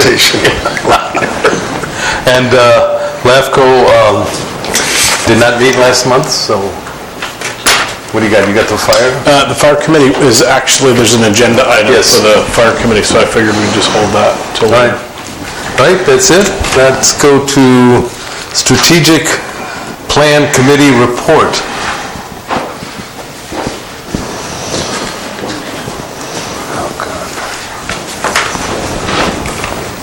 Good evening, Mr. Mayor and members of the council. There is an agenda item. The majority of the report for the Strategic Planning Committee will be under the, I believe it's 6H. And so just to give you a little bit of overview of everything that's not included in that presentation, we accepted the resignation of our vice chair, appointed a new vice chair, and then accepted a new member. We're definitely in the thick of it with our work plans, and a few of the work plans are proposed to be amended, and so potentially for our meeting in July, we'll be presenting that to you, the presentation that we're talking about. We'll discuss that. So, do you have any questions about work plans in general that have nothing to do with placemaking? I don't. Does the board have any questions?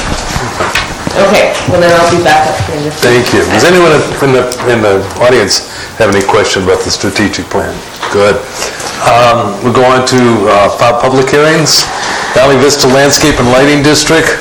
Approved resolution confirming the diagram and assessment in connection with Valley Vista Landscape and Lighting Maintenance Assessment District 1 for fiscal year 2018-19. And I need to always point out to myself that Valley Vista is really, I can't remember. Creek Bridge. Why we call it that, I don't know. Michelle, you have a... First did this, the expenses are going down year over year. It's a standard process that we go through where we look at current maintenance costs every year. We do a professional assessment of the cost, and we come up with the fee, the taxation, and there's no issues to highlight. It's standard operating procedure on how and methodology on how we determine these. We have done a little bit more work, I think, this year than last year in terms of maintenance, and that's related to the common area around the retention pond. We've taken out several trees, removed a lot of excess vegetation to prevent mosquitoes. Mosquito abatement. The landscaping, I have highlighted that they have seen some weeds over there, so I've been in touch with the landscapers to do a better job weed and feeding out there. And we have the proper equipment to do the chip seal and preventive maintenance on their roads out there. So that's in our budget this year, so we can preserve their newer roads out in Valley Vista Creek Bridge. So that's what's on the horizon for them for the coming year. Okay. Any question from the council? No. Any question from the community? All right. We need a motion and a second on this part of it. Do you have two resolutions? Yeah, but right? we have to do them separately. Okay.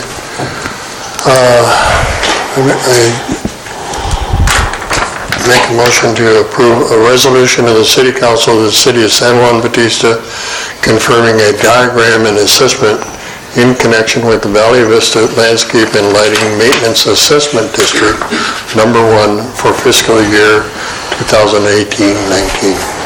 Second. And that's resolution number 31. 31. We have a motion and a second. All in favor say aye. Aye. It passes. The next one is the resolution of the City Council of the City of San Juan Bautista certifying compliance with state law. Wait, we gotta just divide it into two. Yeah, this is the second one. Oh, this is, okay. Yeah. Yeah, you just figured I did it wrong again. You guys all bet against me. The odds are 50-50. Yeah.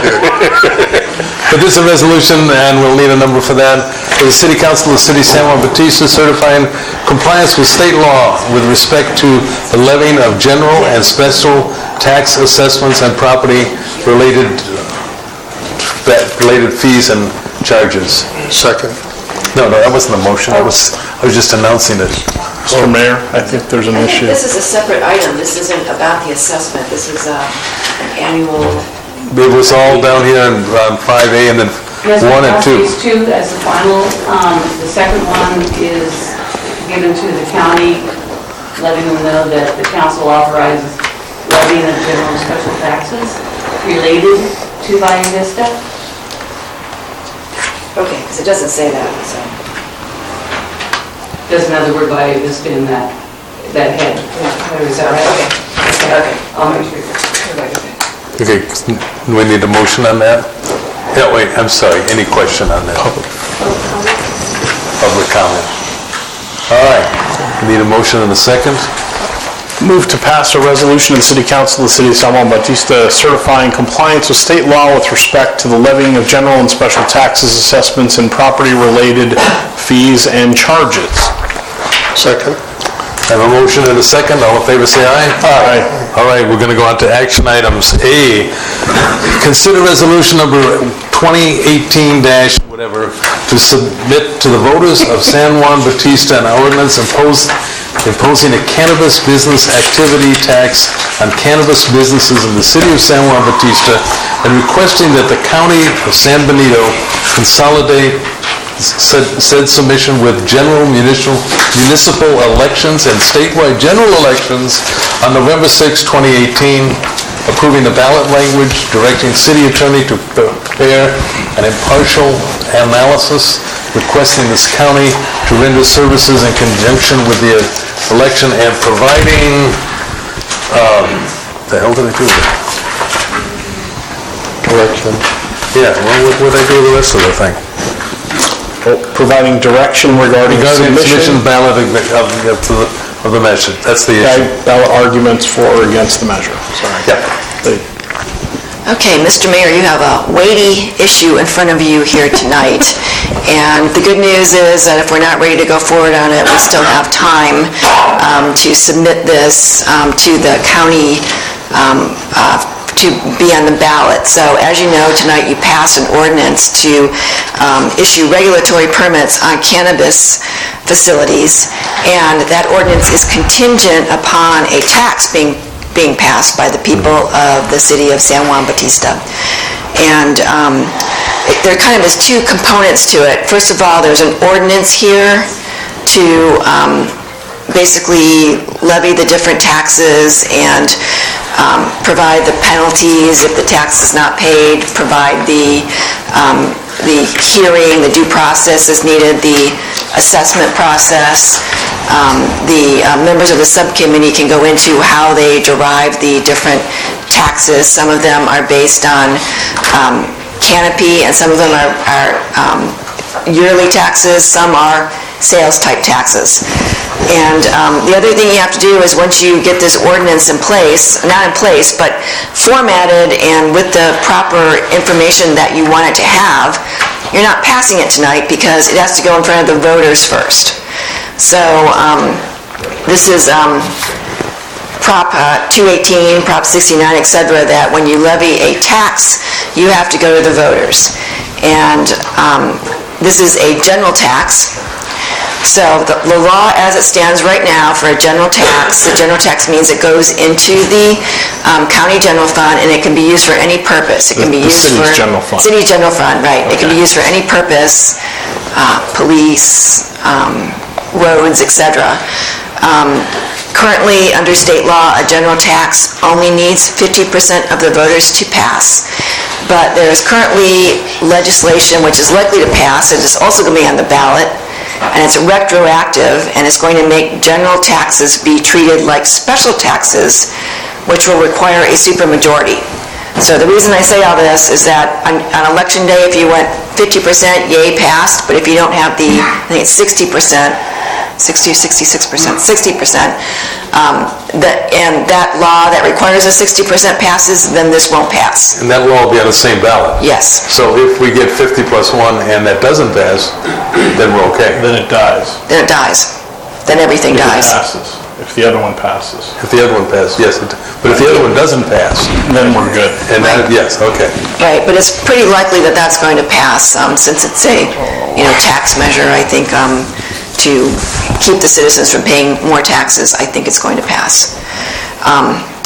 So the way that this is structured, I thank the county council because they gave me a lot of information on the county tax. And I still have to structure this under the city election laws.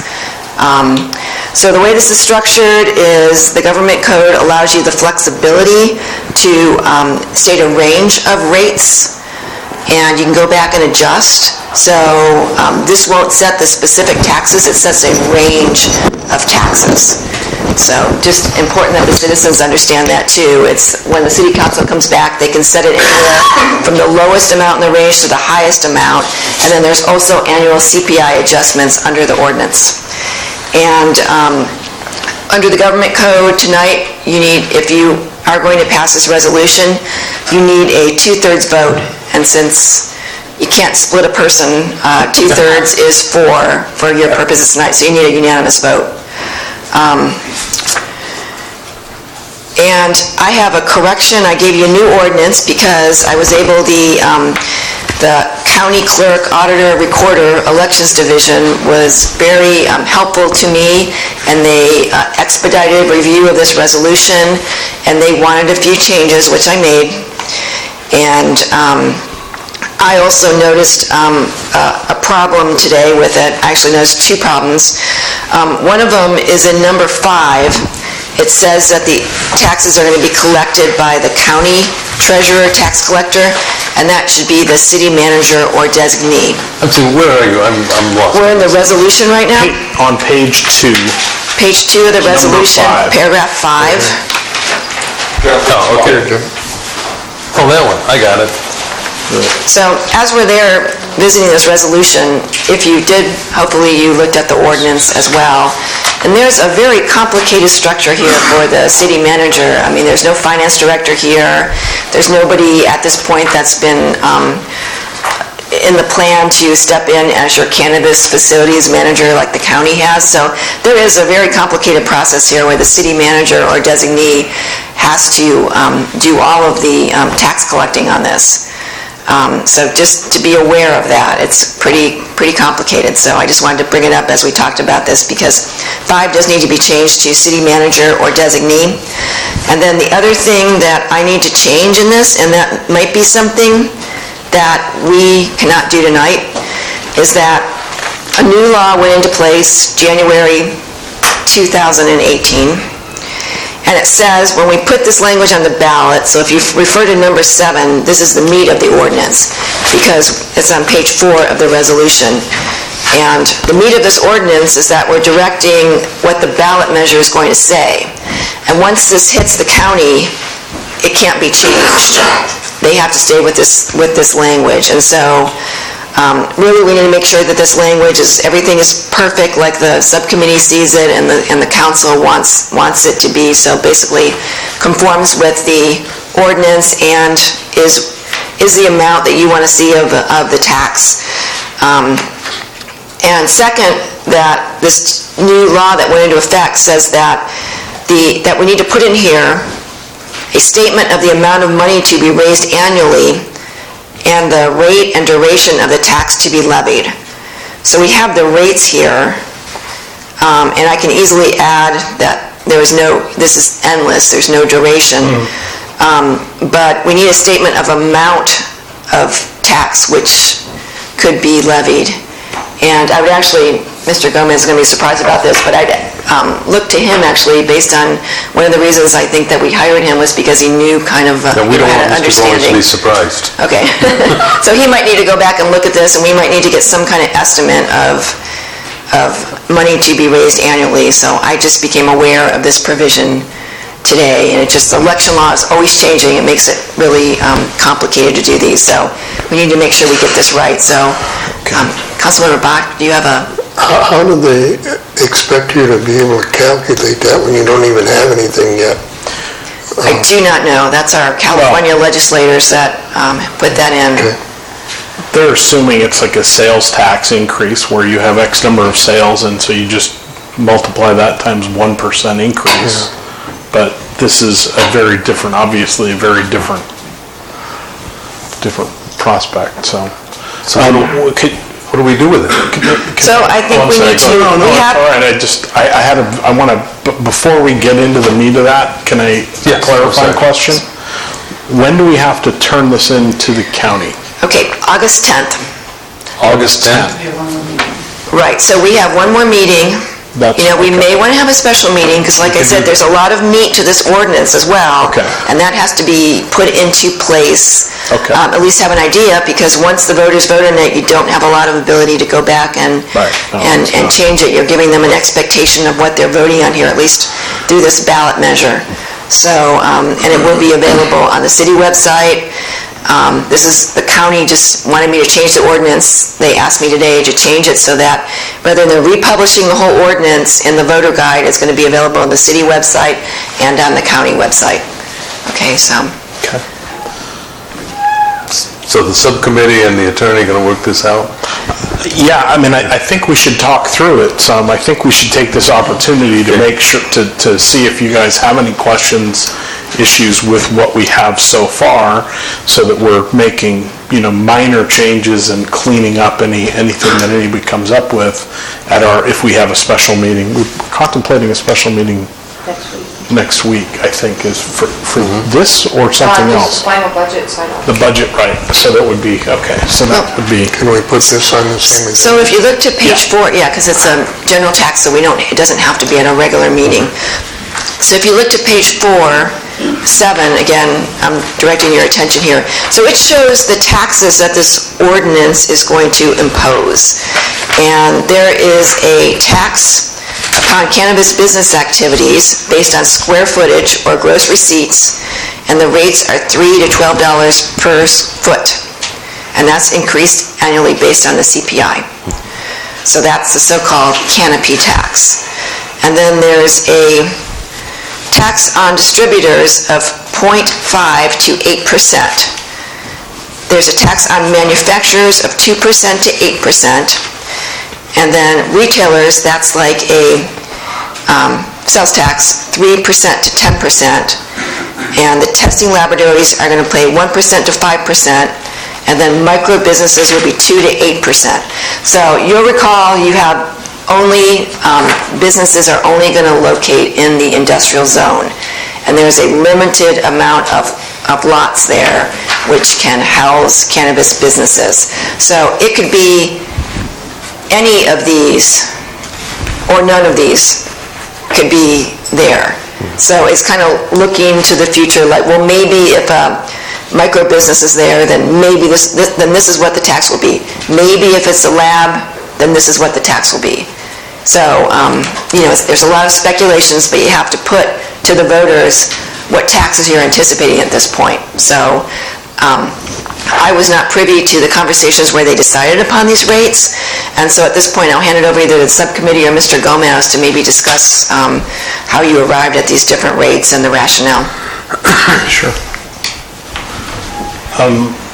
So the base ordinance, or the tax, this is an ordinance, or what is this exactly? So this is a resolution that's going to be submitted to the county.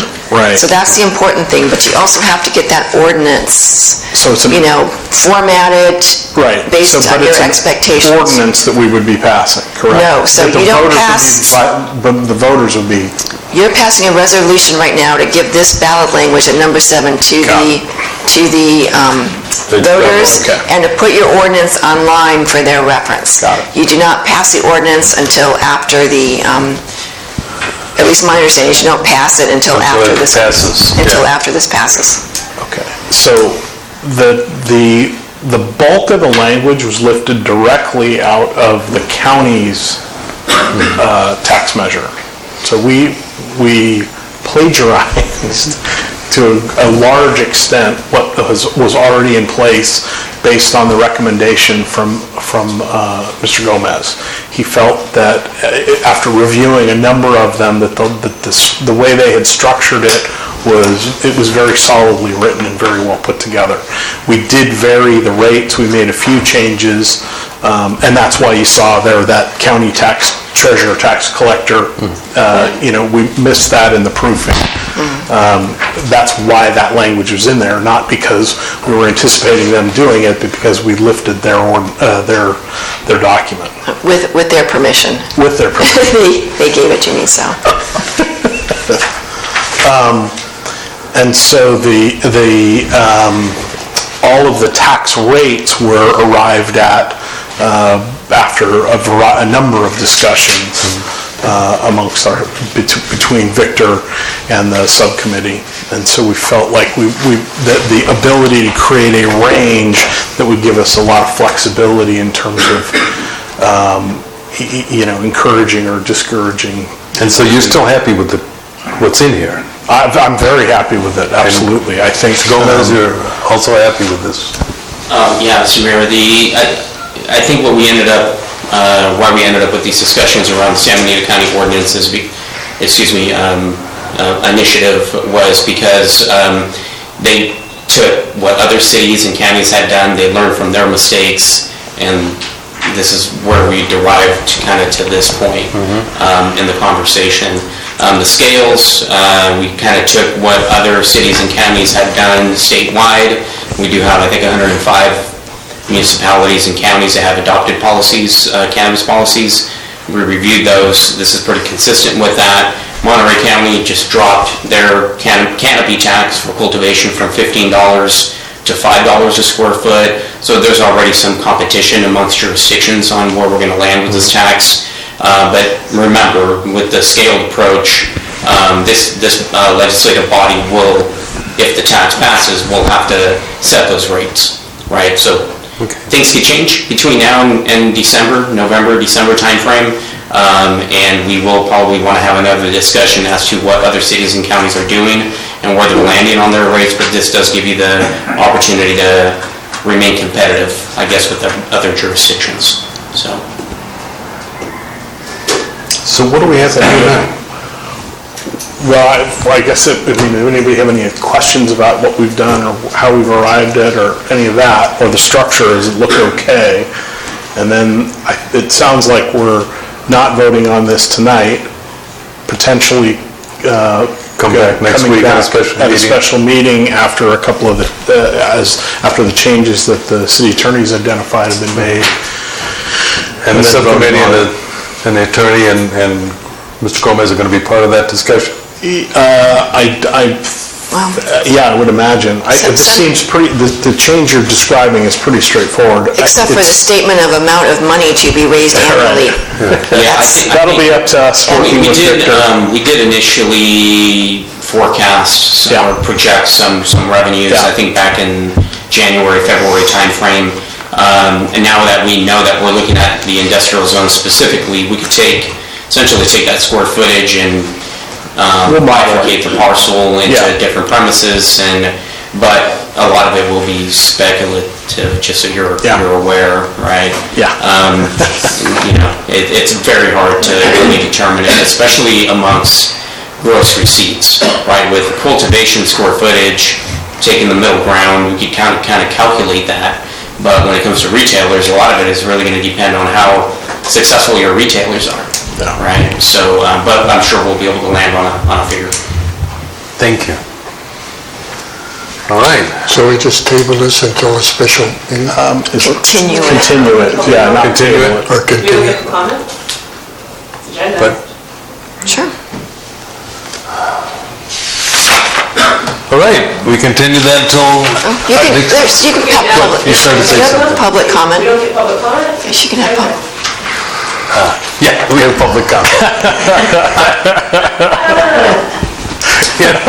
I'm getting off this thing, I'm going to miss this, Appreciate having everyone's input. Thank you, Mr. Mayor. We are really glad to have your input, seriously. I want to remind the council that Monterey County hired a consultant, and based on that consultant's projections, they created a tax structure that was $15 a square foot for their canopy tax, and they recently received an industry proposal to reduce that tax to down between, I believe it was $4 and $6 a square feet. Again, the standing committee voted and the board did vote to reduce that $50 a square feet down to $5 a square feet.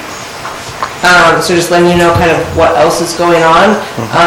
There is legislation on and off at the state. Some bills haven't passed, some are going to be proposed again, but definitely addressing the tax structure, because right now every step of the supply chain is taxed in cannabis. And I understand that the industry needs maybe come as the lowest priority, but if you're going to go through all the time and energy and dedicating city resources and paying lawyers, I think that maybe making sure that you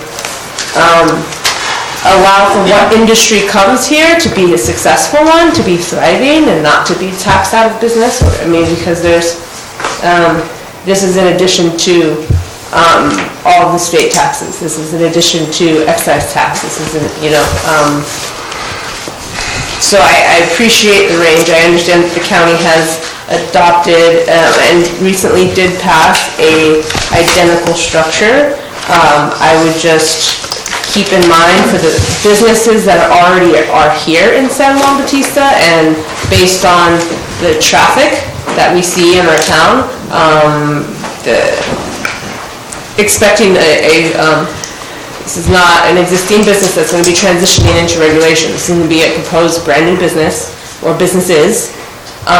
Hopefully they will be able to actually be successful. So I would just err on the side of caution when having the maximum canopy tax at $12 a square foot, when you don't actually have any agricultural zones and you're putting requirements for indoor-only structures.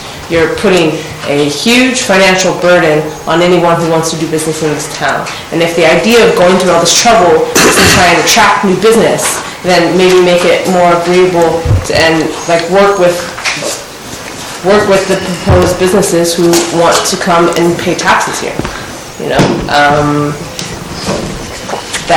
those are all of my comments about this. Other than that, I am supportive of a tax measure. I am supportive of putting something on the ballot. I'm supportive of reasonable taxation with representation, right? Because if you're going to be creating a new tax class, then having a transparent government process to support them, if they're going to be paying directly into the general fund, then maybe look at some of the other needs of the industry, like zoning restrictions or the other financial burdens that they will take on by doing business in this town. Thank you very much.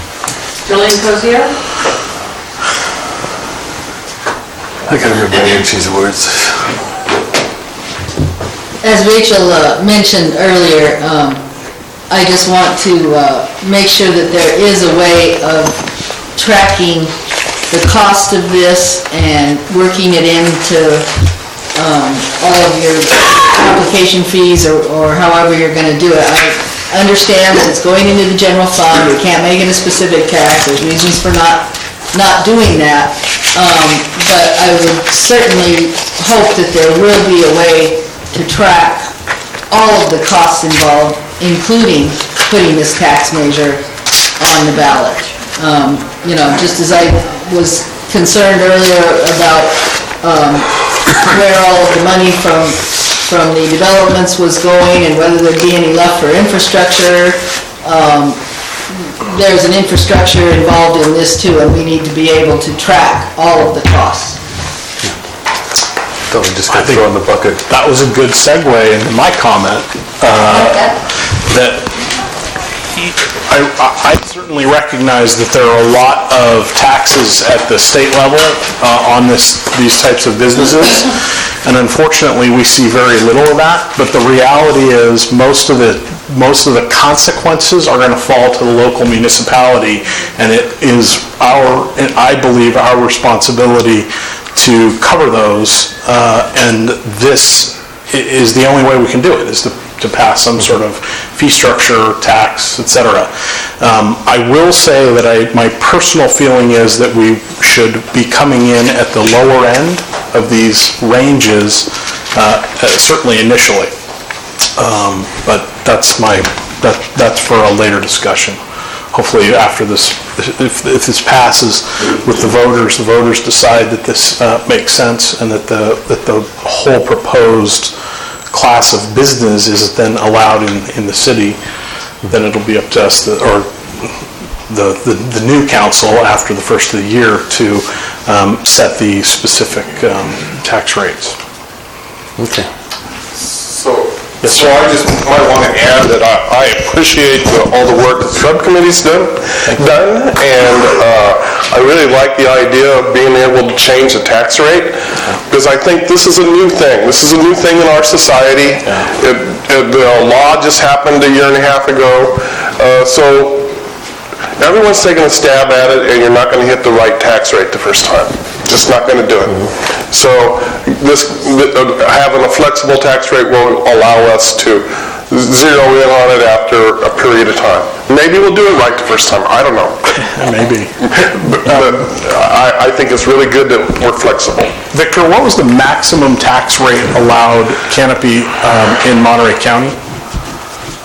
Their original scale was $15 to $25 a square foot. So they had set it at the minimum at 15. They did. But it ranged up to 25. That's correct. Okay, thank you. Just a perspective. Okay, well, I have a lot of confidence in our subcommittee and our attorney and our city manager and Mr. Gomez. So let's go on to item B. So, I'm sorry, we're continuing this? Continued it. We need to set a specific, do we The not? date certain, yes, you need to So we remember the need date to of the meeting decide on is. a special meeting date while we're here. So, Michelle, do you, So, next week, are you guys available anytime next week? Monday, Tuesday, Wednesday, Thursday? And so I'm available any day next week. I am busy Wednesday and Thursday during the day, but the nights are free. How about Tuesday at 6 o'clock? Tuesday, 6? sounds good to me. It's good. What's the date on that? Tuesday the 26th, Okay. 6 p.m., right? Yeah. So we're going to continue item 6A to a special council meeting on the 26th of June. Is that correct? Yeah. So, and then we're going to have that other At item. 6 p.m. Yeah. So I just caution, at least 4 people have to be there. Yeah, but there was another thing we're going to add to the agenda. The budget review. Yeah. Michelle. Budget and this. Yeah. Yeah, budget, this is, it's 6 o'clock Yes, sir. on the 26th pardon? The 26th? 26, 6 o'clock. of June. Yes, I got it. 6 p.m. I am thrilled. I thought there was something Add some else. more stuff if you want. That's what I was thinking. I thought there was, no, I thought there was something else. I thought, Yeah, it's budget and this tax. and the pot thing, yeah. Yeah, so that's, Items here. The pot thing. You can push out. if she wants to add more, you got to say yes. Yeah. Do whatever you want to do, Michelle. And the other thing that's You shot the evening if anyway. we can get through all these tonight, we got the community facilities district for the town. Okay. We're now going to move on to Resolution 2018, whatever, approving the Council of San Benito County Government's Transportation Safety and Investment Plan as the expedient plan for transportation sales and use tax ordinance in San Benito County. Mary, sorry to keep you waiting. That's fine, thank No, you so sorry, much. really, I'm sorry to keep you waiting. Yes, I am too. Well, my name is Mary Gilbert. I'm the Executive Director of the Council of Governments, and I thank you, Mr. Mayor and members of the City Council for having us here tonight, or having me here tonight. I wanted to give you just a brief presentation on our Transportation Safety and Investment Plan and the work that we've been doing at the Council of Governments. The Council of Governments is the regional transportation planning agency for all of San Benito County, and we have representatives from both city councils and the San Benito County Board of Supervisors on our board of directors. So next slide. So what we are talking about is also taxes in San Benito County. We're talking about putting together a special sales tax for general sales throughout the county. It would be a 1% tax for 30 years. Because it's a special tax, it does require that 2/3 vote right now. And it also requires a detailed expenditure plan that will show how the funds will be spent. And that's what you have in your packet tonight and that we're asking you to approve. The benefit of having a local general sales tax like this, general sales tax, but it's for special projects, is it generates local revenue and therefore gives us local control over where those dollars will be spent. However, we are also able to leverage state and federal dollars to expand on what we're able to commit to the public that we'll be doing with these tax dollars. And finally, sales taxes like these do create jobs and help support the local economy, whether they're construction jobs or planning or administration. Let's hear for the jobs. So we've been looking at COG. We've put together about a 30-year regional transportation plan that looks at what our funding needs are and also what our financial assumptions are. So that's the big thing right now is we have huge transportation infrastructure improvement needs throughout all of the county. San Juan Bautista has them. Total, we have $1.8 billion worth of projects that we would like to see constructed just in the next 22 years. But we only can reasonably assume about $1.1 billion in regular revenue sources. So we have a funding shortfall of over $700 million. So we need to generate more funds. And our pavement is in really bad shape throughout San Benito County. We're one of 7 counties in the state to have an average pavement condition index of 46. Pavement can be rated on a scale of 1 to 100. 46 is considered poor, basically, failing pavement, and it's significantly worse than the statewide average, which is in the 60s. And we have a combined pavement maintenance need right now throughout the county of over $350 million. That would be just to rehabilitate and improve our roads today. So we've been going through the county and having a transportation needs conversation and talking to folks about what they see. We've identified projects and funding needs, but really what's the most important to folks that we're hearing about. So in these conversations that we've had with community groups and opinion leaders and one-on-one conversations in the community, we've heard a lot about widening Highway 25 to relieve traffic congestion from the city of Hollister up to Santa Clara County. But also maintaining local roads, and that's everywhere. Everyone I've talked to has talked about potholes and local road needs. As well as increasing pedestrian and bike safety and projects that would improve the infrastructure for people walking and biking, and enhancing bus services for people who really need it, like seniors, people with disabilities, and young people.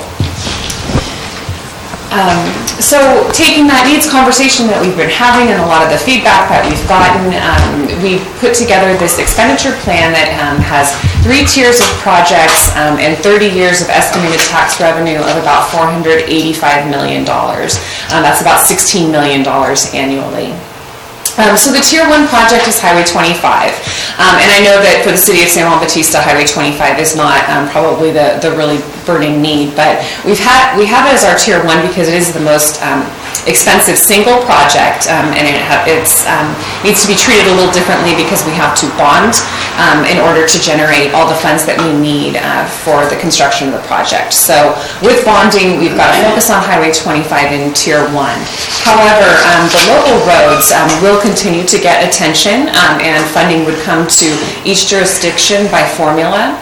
And the formula as it stands right now, it was increased from the 2016 Measure P effort that we had. 4% of the local roads formula was coming to San Juan Bautista. We've increased that to 5% with the city of Hollister and San Benito County kind of splitting the remainder of that. And then Tier 3 is for other projects like those bicycle and pedestrian projects as well as administration.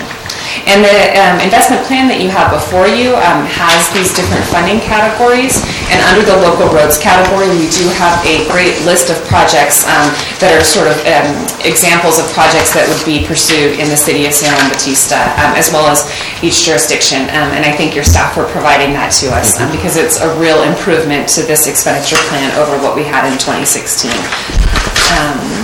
So, next slide. The investment plan, this is just a summary of what the expenditure summary looks like in the plan. But other provisions that are included that I think are really important and we know that voters are looking for is oversight and taxpayer safeguards.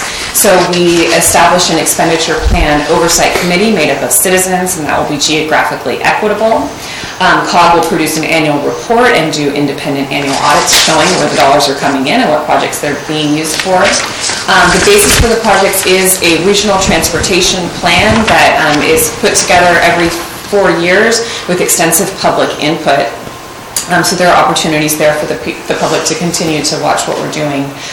There are clear provisions for how any amendments would be made, and that would require some public outreach and a vote by the COG board. And depending on what kind of actual state and federal matching funds for Highway 25 we can get, we would be able to reallocate funds to the Tier 2 and Tier 3 projects. So we are going after every dollar of state and federal funds that we're eligible for the Highway 25 project, but these local matching funds are important. And other provisions, the rehabilitation and maintenance projects will be based on your pavement management plan that you have here at the city. And again, that's that local funding formula that I mentioned, where 5% comes to San Juan, and the rest is split by Hollister and the county. So our key dates are we're getting this expenditure plan approved by the local jurisdictions. COG will have an ordinance before them. This week is our first reading of our ordinance for our sales tax, and it will be adopted in July. And we've got that same August 10th deadline that you do to have things to the elections office. So thanks for your time, and I'm happy to answer any questions that you have on our expenditure plan. Any questions? I think one important thing to point out to people is that if you're a self-help county, you're eligible for a lot more state funding than we are right now. Yes, that's right. And so the Highway 25 is expected to be a $242 million project? That's right.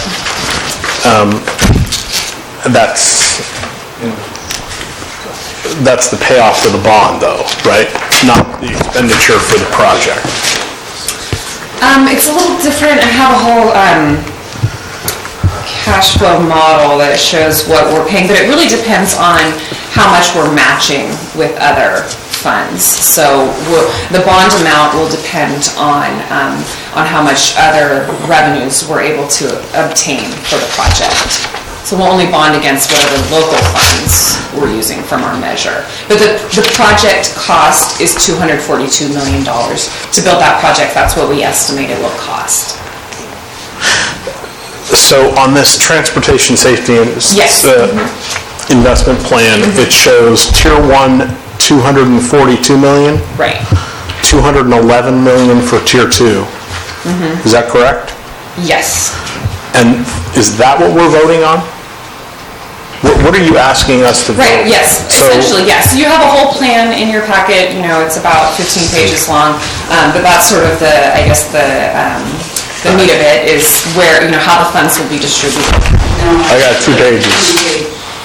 I got that, and I got 2 pages. Put it on the disc? I don't know, did you? Yeah, it was on the disc. Draft personnel apology? No, it wasn't on the disc. Draft personnel, recology, and the signature page for recology. Okay, so I'm having trouble with the math because it's a $242 million project that you said you're going to bond for. Yes. So the bond payoff is double that? And I apologize, I'm not a bond expert. We do have Canon Public Finance under contract to COG to help us, make sure our cash flow works correctly. So we are, we're intending to issue bonds in about, in a few years. I'm trying to think through the question. But we're basing our expenditure in the expenditure plan based on the project cost of $242 million to widen Highway 25.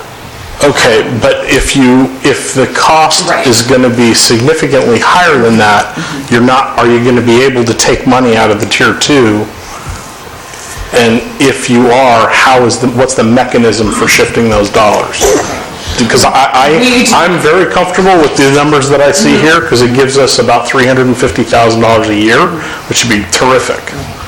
But if it's going to get all siphoned off because the bonds cost double, then no way, no day am I comfortable with it. Right, and so there is actually no mechanism in our ordinance or the expenditure plan that allows for more than that $242 million. So it does not, it allows for us to take from Tier 1 and put it into Tier 2 and 3. It does not allow the reverse. So it doesn't allow us to take those funds. So I completely understand your concern there. So yeah, there's sort of a guarantee of that $211 million for the local streets and roads. And depending on how much actual taxes we collect, it's an estimate right now. And what is the consultant telling you they're expecting to see in matching dollars, or hoping to see in matching dollars? At least about $80 million of matching funds, and that's based primarily just on the regional traffic impact fee that we're collecting right now. So that doesn't include other fund sources like Councilmember Bach mentioned, that by virtue of becoming a self-help county, we have access to different state dollars. Yeah, my concern is coming from my very, very limited experience with bonds, the one that we have here, where we borrowed $12 million and we're paying like $36 million at the end of the term, over 35 years. Okay. And that's why I'm saying, if it's a $242 million project, your payoff's $500 million. That's where the math isn't working for me. Yeah, and so, so you take 80 million off that, we still got a huge delta. Right, so, right. Yeah, I apologize that I can't answer it so it's all right. succinctly. How quickly do you need this from us? We are working towards that approval by the club board in July. I was hoping to have all approvals, the City of Hollister and San Benito County have approved, so I was hoping to have them before we introduce our ordinance, which we're doing on Thursday. This Thursday? This week, yeah. So, but I understand you have reservations about that. If I can... Yeah, of course. A couple of things. One thing is, and I had a concern with this, but, Victor left. But anyhow, BTA, Santa Clara County, they've committed about, I think it's $350 million to rework or make a new overpass at 25 and 101 and, acceleration lanes and the whole thing. So they've actually committed to that. But it's, of course, it's going to all be based on what we do. And then Steve Rosati, who was the leader of Measure A that got the bypassing Hollister, the 25 bypass. What is it, CTA? CTC, the California Transportation Commission. If we go to CTC and say, okay, we have this much money, how much are you going to put in? In other words, right now they just say, hey, no, we're not going to do anything because you're not paying any part of it. But when we have this money in place, we can go to them and say, okay, we got $240 million or whatever committed to it, and Steve's opinion is that they'll be very anyways, they'll be cooperative and give us some money there. Because one of the things that they have to do is the intersection of 25 and 156. Something has to be done there. either an overpass or whatever, because that's basically the bottleneck. So anyhow, I mean, in the COG meetings and everything, and we've been talking about this for several months now. I'm very comfortable with, but you're right. Right at this point in time, we don't have any idea of how much we can bond and how much it's going to cost us. But it is a mechanism, instead of waiting for 30 years. No, I know. For this money to pile up. I assume we're going to have to. I've just heard such a huge range of numbers for what the 25 project is going to cost, that it's like, the last number I heard was 95 million. Oh, no. So, who knows? It's at 242 million plus the 350 from St. Clair County. I just get nervous. Well, the 95 million came from just adding 2 lanes, and I mean, it became a nightmare. You had to redo all your environmental reports. Gotcha. And getting Caltrans, and you've seen it out here on 156, getting Caltrans to cooperate with you, so I'm very comfortable with what COG has come up with. Okay. And well, I know that you're very fiscally conservative, so that means a lot to me.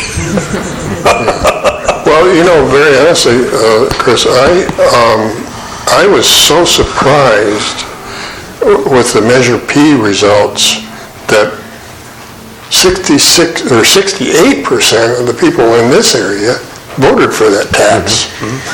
And the people in Hollister didn't go along. And I'm going, I guess they must like being stuck in traffic, or I don't know. Frankly, I think that's a whole other issue. Well, very honestly, we did not explain Measure P. This one, hopefully we've got it down that people can understand. It had a lot to do with who was doing the explaining and where they were doing the explaining. You've got, if it is handled in any way, shape, or form close to the way it was handled the last time, it will not pass. I've suggested that we come up with a very simple brochure that goes to every voter. Yeah, it's a question for another. We don't need to get into the books there, but like I say, a couple of years ago I wouldn't have gone, but I see the need. I agree. I don't have an issue with the need. I don't want us saddled with, Well, the important thing is that you can't take Tier 2 and 3 money and put it in Tier 1. Right, but so we're going to have to figure that sign up out. for a bond for $500 million, we're still on the hook for the $500 million. We're going to have to figure that out. We don't have many votes. We get outvoted on this stuff. Okay, thank you. I'm It's for road building, that's good. Thank you, Mary. Thank you, Mary.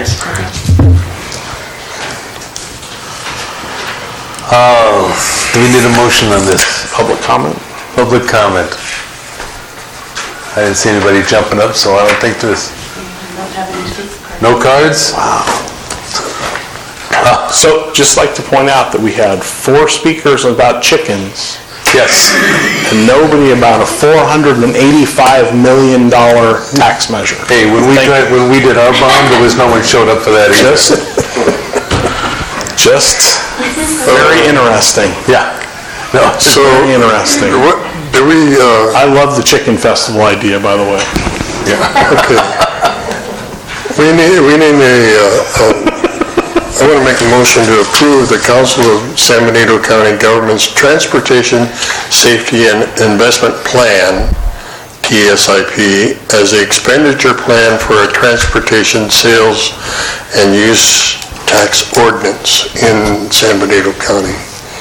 And basically what we're doing, we're just telling Hollister and the county we're going along with this too. I get a second?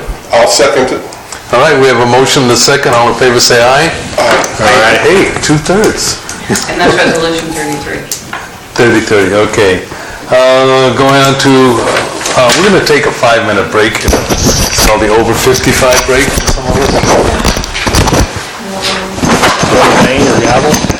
Just for fun.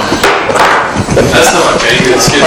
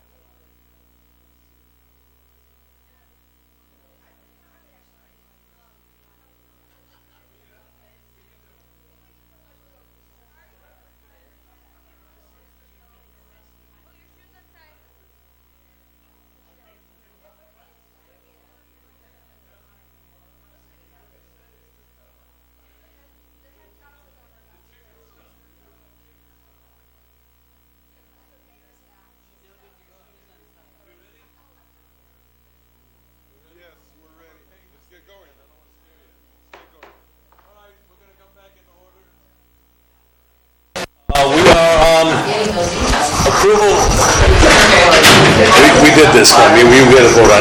We got on the approval, resolution 20-something or other for purchase of an air vac engine exhaust removal system for the fire station.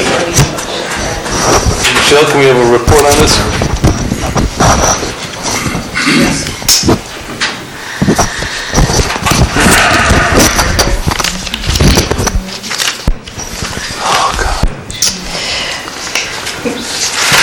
Honorable Mayor and members of the council, this is for an air vac for removing the diesel fumes as they come out of the exhaust from the fire engines.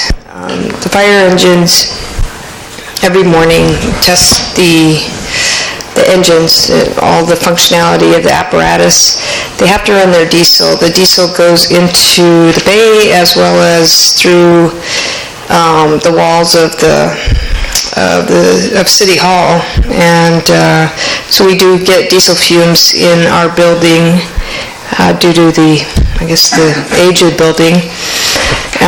It's standard that all fire stations have these air vacs installed in the bays, and this is just something that's long overdue, and it is a health and safety issue for not only the fire department and personnel, but also the city staff. And it is in the budget. All right, any discussion on the board? All I can say is I haven't seen a fire station without one of those in years. Yeah, no, seems pretty straightforward, and we've already discussed it in the budget meetings and incorporated it in the capital improvements. I guess the question was answered. We got something from Hollister at one time, and for some reason it was never installed. I don't know. Or the county, I don't know where it came from. Anyhow. Okay. Any input from the public? Any public comment on this? No, I'll close it. What? In favor. This ain't a local democracy. It's not Jeffersonian, is it? All right. I need a motion. I move to approve a resolution of the City Council of the City of San Juan Bautista authorizing purchase of an air vac engine exhaust removal system for the city fire station. Second. Second. I got a motion to the second. All in favor say aye. Aye. Passes. Next one, D, consider approval of a new franchise agreement with Recology San Benito County for collection of recyclables, organics, solid waste, and issuance of Prop 218 notice for proposed maximum allowable rates. Michelle, or somebody. Okay, Honorable Mayor, members of the council, this is a resolution to approve the Recology franchise agreement, which I think that we're all quite familiar with. We've gone through the selection. We've negotiated the franchise agreement with Recology, and I've been working closely with our local consultants that are helping us with this, and I would ask that Kevin come up and highlight the key points of the contract for San Juan, and that he answer any questions that may come out of the public comment. Thank you, Michelle, Honorable Mayor and Council members. Kevin McCarthy with the Integrated Waste Management Regional Agency. So, chickens, cannabis, and now trash. So maybe they're related. I'm not sure. This has, as Michelle mentioned, been a long process, 18 months, several big meetings with lots of input. I appreciate the time that many of you have spent at those meetings. The quick summary is we're going to have a dramatic improvement in recycling services locally. A big part of that being getting more organics out of the waste stream, both residents, getting food scrap recycling set up for businesses. It's all being driven by state mandates. The organics part is really being driven by climate change policy at the state level. So all the communities in California are having to sort of raise the ante with their programs. The start date for the new programs will be November 1st. That is contingent on you approving the rates. There will be a rate hearing in October 16th. Councilmember Block, I made a comment to Mr. Couchet, Phil Couchet, who's here, about public education. There will absolutely be a very big public education campaign over the summer and the fall, so over about a 4-month period. So residents and businesses will get mailers, there'll be social media outreach, there'll be public meetings, there'll be essentially any vehicle we can use to educate folks about the new program. So I think there'll be a lot of focus on and really pushing out new programs. Recology will have a lot of resources. They'll have a staff of 4 in the first year to go out to businesses, so there won't be a business in this community or in Hollister or the county that won't be touched. Everybody will get service. They'll have the opportunity to reduce their garbage service levels, which should help lower their garbage rates. So with that, I'll take any questions. Any questions from the board? We open up the public hearing on this? Any questions from the public? Any cards? All right, we'll close the public hearing, bring it back to the board. We need a motion and a second. Let's see. I move that we, for approval of the new franchise agreement with Recology's San Benito County for collection of recyclables, organics, and solid waste, and issuance of Prop 218 notice of proposed maximum allowable rates. I'll second it. All right, we have a motion, a second. All in favor, say aye. Aye. It passes. Approve resolution 2018 for final subdivision map for phases 5, 6, and 7 of Rancho Vista development.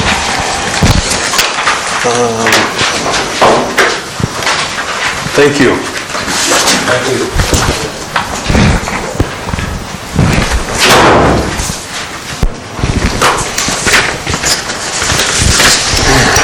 Okay, Honorable Mayor, members of council, this is a request for approval for phases, for approving the final map for phases 5, 6, and 7. We have approved phases 1 through 4. We do have 2 items remaining in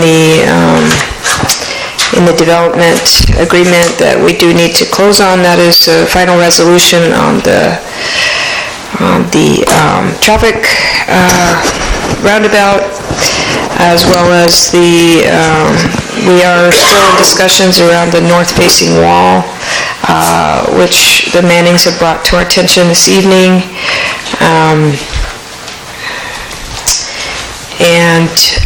Otherwise, and I'm sorry, the sidewalks completing the sidewalks between the Rancho Vista development and downtown. So there's some sidewalks that are missing on the corner of Church and 3rd that Rancho Vista is committed to completing. So that is also an outstanding item in the development agreement that we need to plan out and execute. Otherwise, we have no issues with approving the final map for phases 5 through 7 in terms of the city. And I have been told by Meritage related to the north-facing rockery wall that they will correct the wall back to what was committed to in the development plans, which is a rockery wall. They're committed to resolving that issue with the city, and that was, so I am confident that we will be able to work through that with Meritage. So those are the 3 remaining issues. I am very confident that we'll come to a resolution with Meritage related to those issues, and I don't see holding up phases 5 through 7 I'm not recommending that we hold up the development of 5 through 7 at this stage, because I do see a clear path to resolving those issues. That's my recommendation at this stage. Any comment from the board? Michelle, has the engineer or anybody arrived at the cost of that 18-inch line, that sewer line? Yes, it's $447,000. The sewer line that we put in was $447,000. We entered into a reimbursement agreement with Meritage, so as part of the sewer connections, we'd still owe them, I believe, a little bit over $100,000. But I thought we were going to determine that that was a legitimate price for that line. Oh, I see. That was your question. I thought you just meant the current estimated cost. So we have to, that's a good point, Councilman Bach, to make sure that we do our due diligence around the estimate that they gave us on the $447K.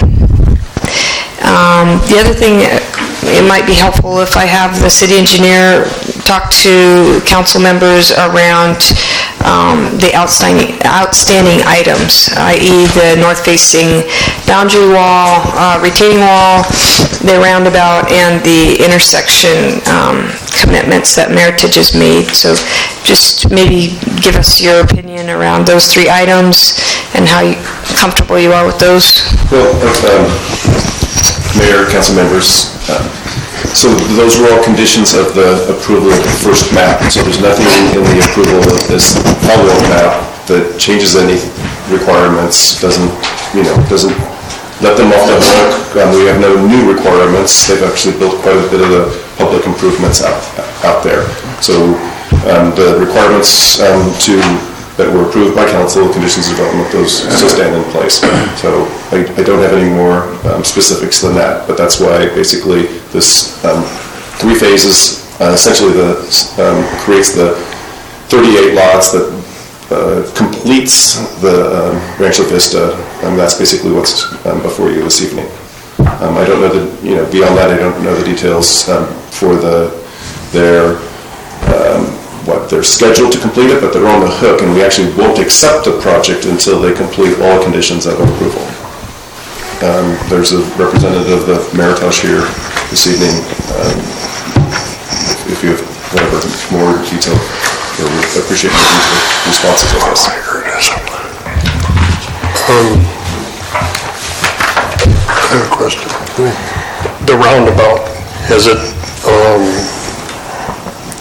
I had understood that we had to, or someone had to negotiate with the property owners across the road, across First Street. Yes. And has that been?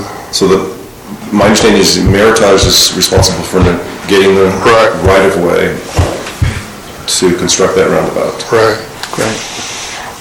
Yeah, that's what I understood, but I don't see anything, well, I don't know when they're going to do it. Do you want me to go on, or do you want to?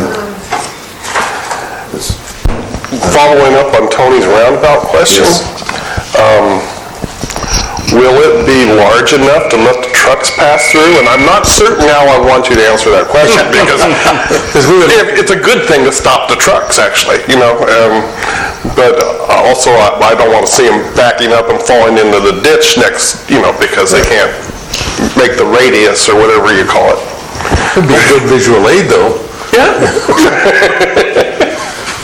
So this is just a good juncture to talk about some of these open items relative to the development agreement as we go along the span of this project. This is a good juncture. So the roundabout is currently under discussion as to whether it has, it's over-engineered, if it's something that's actually needed for the city. So the city engineer and Meritage are in discussions now. Meritage is stating that the roundabout was not designed properly, and it is not going to be effective for the city. It's over, well, I'll let you speak to it. My understanding is, yes, that they believe it's too small of a roundabout and will not function at that intersection. It's too small? It's too small of a roundabout, correct. They have asked, would we consider a standard four-way intersection? And that's something that, all right, will show us a layout. So that's as far as that conversation has gone. Show us a layout of what standard four-legged intersection. It's only a three-way intersection, though. I mean, you know.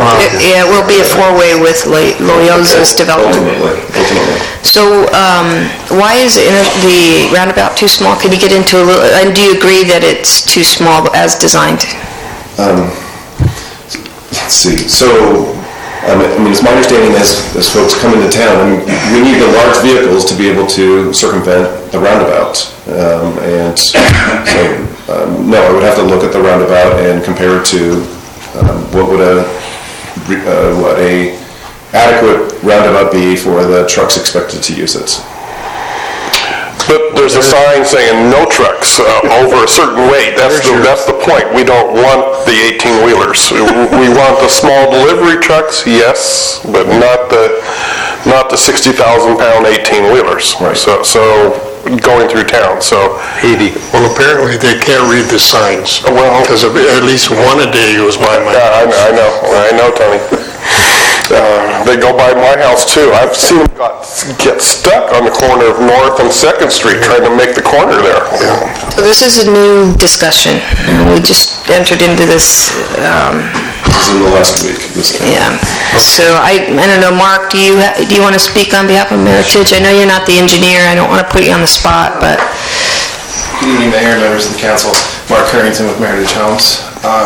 It was discussed recently that the width that we're constricted to, the width of the road, does not allow for a proper roundabout. A roundabout is a traffic calming feature, and we feel that the width that's provided simply does not calm traffic.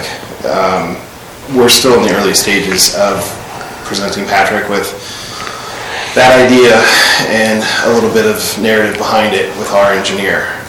The roundabout is an off-site obligation that really was an idea. It's not, I believe, dictated by the development agreement. It was an idea. Say that please again. The roundabout is an off-site obligation. It's not actually. It was an idea by the original city manager that said we'd like to see a roundabout there. So the engineer at the time agreed to it. The plans have never been adequately developed. And we have since brought on a different engineer who is now saying that doesn't work. And we're in the very infancy of that discussion at this point. You mentioned the Loizas. There would be some cost reimbursement associated with the roundabout. They would benefit from that. We would have to approach them with some significant cost. We don't want to do that. So we feel that a four-way intersection is appropriate there. But I think that we need to continue to work with Patrick, contract engineer, and work with our engineers to continue the discussion. So that is new. That is within the last week and a half or so. Well, in that case, I'd recommend that we put the stop signs at your four-way and take them out from the one 50 feet away. Yeah. Oh, yeah. Yeah, I think what's appropriate is a traffic study. I've done several in Gilroy. There was a traffic study done for this development. I'd have to see it. I'd have to read the traffic study to see if it supports that roundabout. I don't know if that traffic The roundabout wasn't based on a traffic study. You're right, it was an aesthetic. Yes. It was based on aesthetics. So. But the roundabout is called out in the development agreement, is that correct? I don't think so. You say what? It is not? I don't believe it's in the development agreement. It might be a condition of approval. I think there's two roundabouts that are called out in the formal documents, one on 3rd and one on Okay. 1st. It might live somewhere, yes. Yeah, it lives somewhere. I know I've read about them. Yeah. For whatever reason, we let go of the 3rd, I'm coming in late, so we are not doing the 3rd Street. I believe for the same reason, there wasn't enough room on 3rd Street. Well, that's the first we're hearing about. Yeah, we've never heard of that. I want to say that, would that be the 3rd Street extension? It's at 3rd and Donner. Yeah, 3rd and Donner. Let's go look at that, but somewhere in the documents, I've read about two roundabouts. Okay. And Yeah, it's Third and Because Donner. one of the reasons for Third and Donner was to get the Ambrosia traffic flowing correctly, so we're gonna mess that up if we take away that roundabout. But there may not be enough room. I mean, I think that's what we're getting at. They weren't fully engineered, they were conceptual at the time. And as you go to engineer these, there were high-level drawings of these original roundabouts. As we're getting into the execution phase, we're finding that they may not be viable. So we're still going through that. And I'd like to know the history of how that 3rd Street roundabout went away. I know for sure that that was discussed. I thought it was in the documents, again, as an idea or a concept. I would have to go back and understand that as well. When you say what are you referencing when you say Ambrosia? Ambrosia is your next door neighbor. Okay. It's a 25 or 27. 27 units on the hill below the sewer plant? Sure, yeah. I thought that's where the roundabout would be associated with that development. It might very well be. 3rd Street being extended into a roundabout into their project. It might be actually their responsibility, but I don't know. No,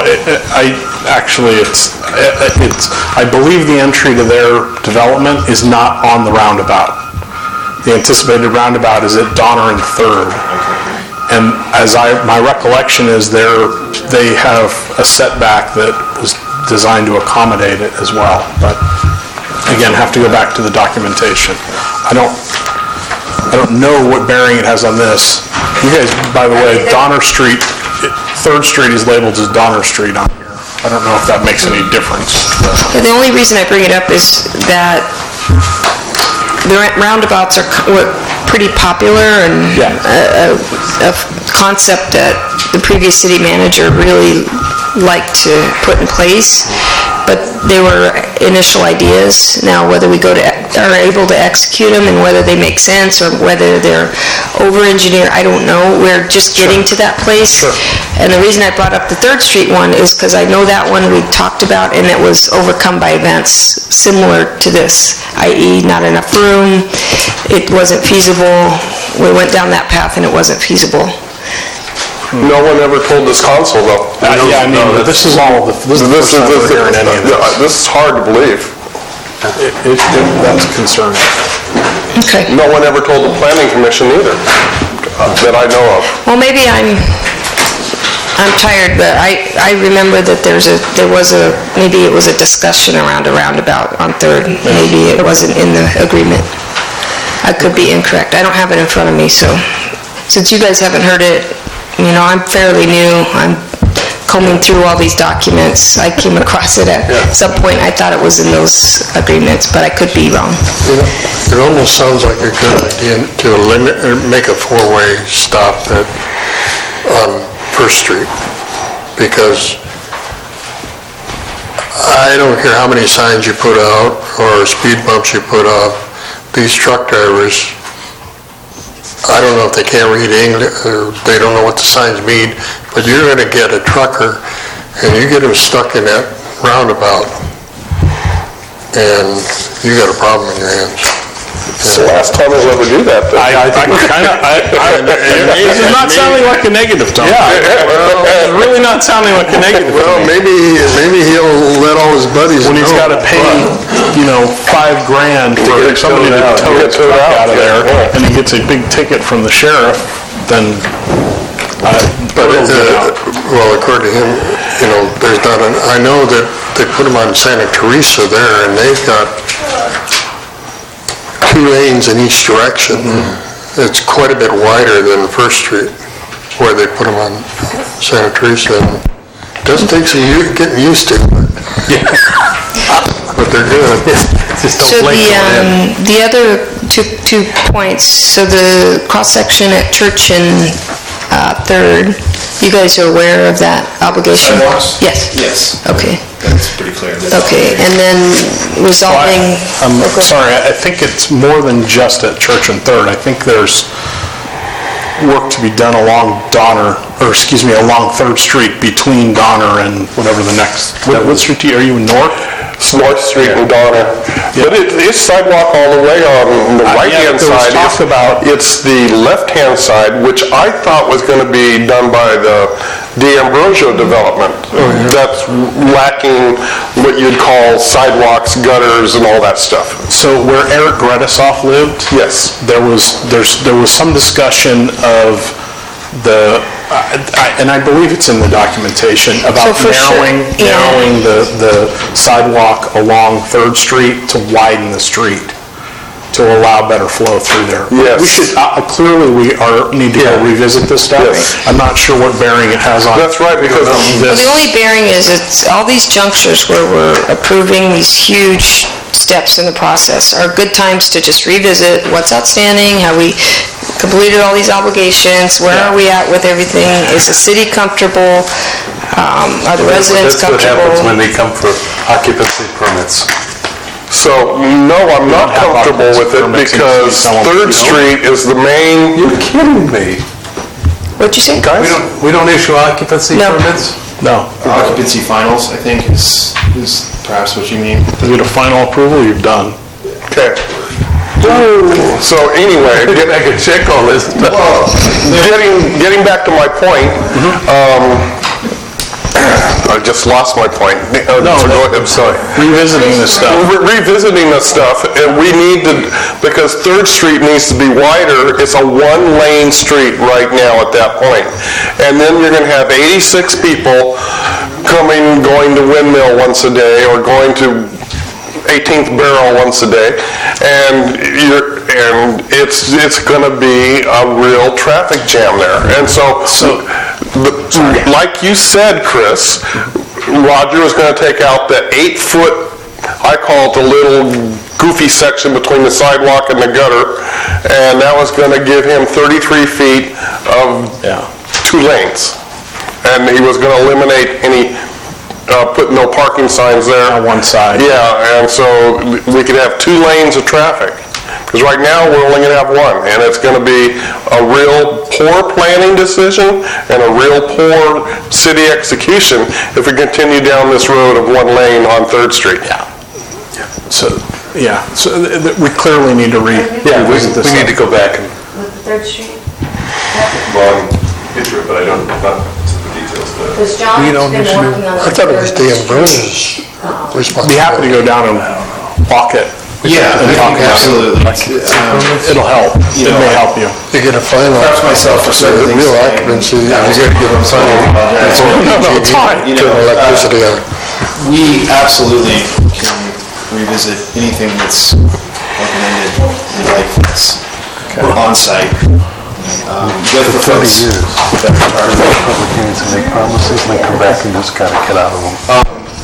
I'm really good at it. While I'm here, should we discuss what you were mentioning, Michelle? Yeah, so, and one other thing, this is just one juncture, it's letting them get started with phases 5 through 7.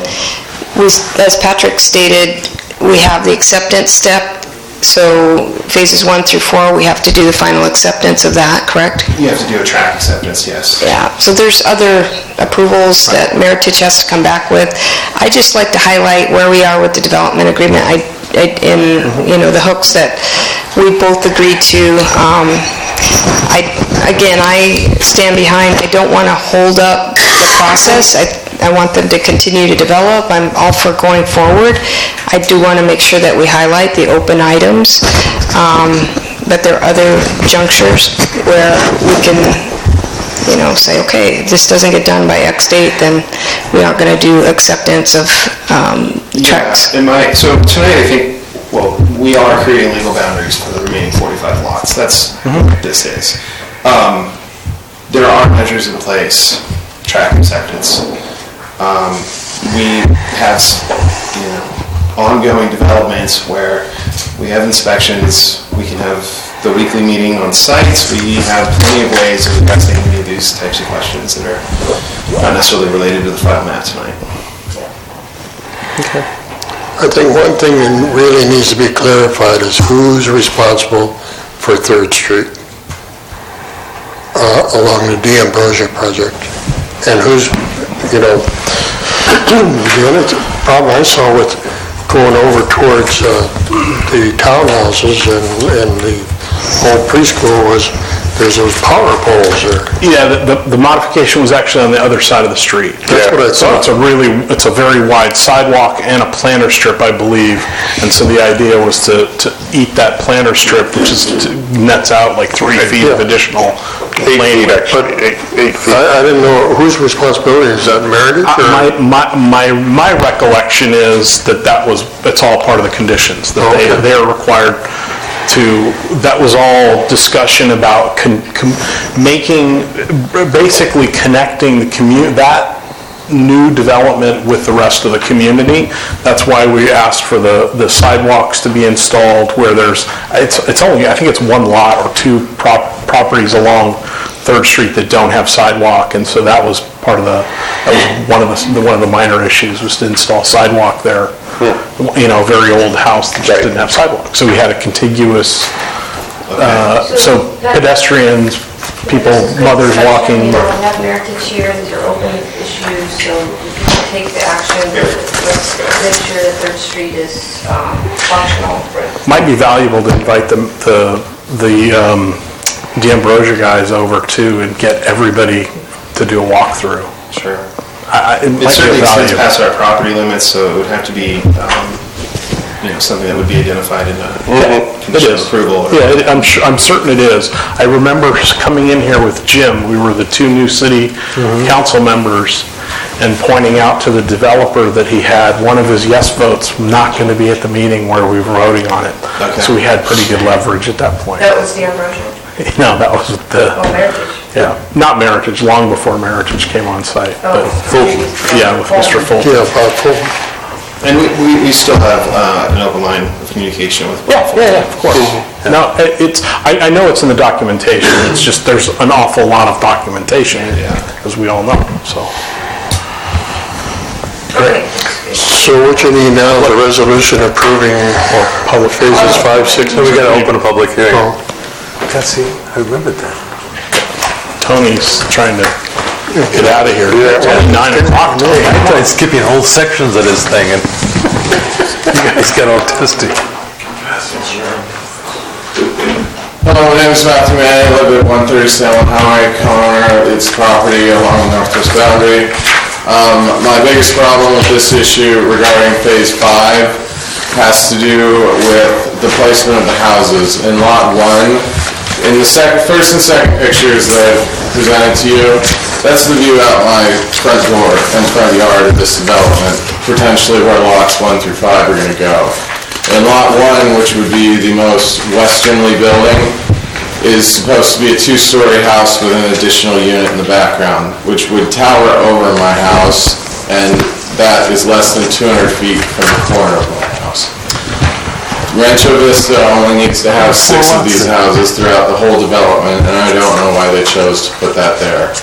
My other problem is with the street layout of this. I see no reason why, I believe it's Vista Rancho Way, simply dead ends in that corner. I guess that's just a driveway onto the ranch next door, considering this development is called Rancho Vista, and we are the cattle ranch next door. We're beginning to feel like we're supposed to be Disneyland, and it's an invasion of privacy, and I feel it's unacceptable. And this also continues the discussion of the wall and the setback and the drainage.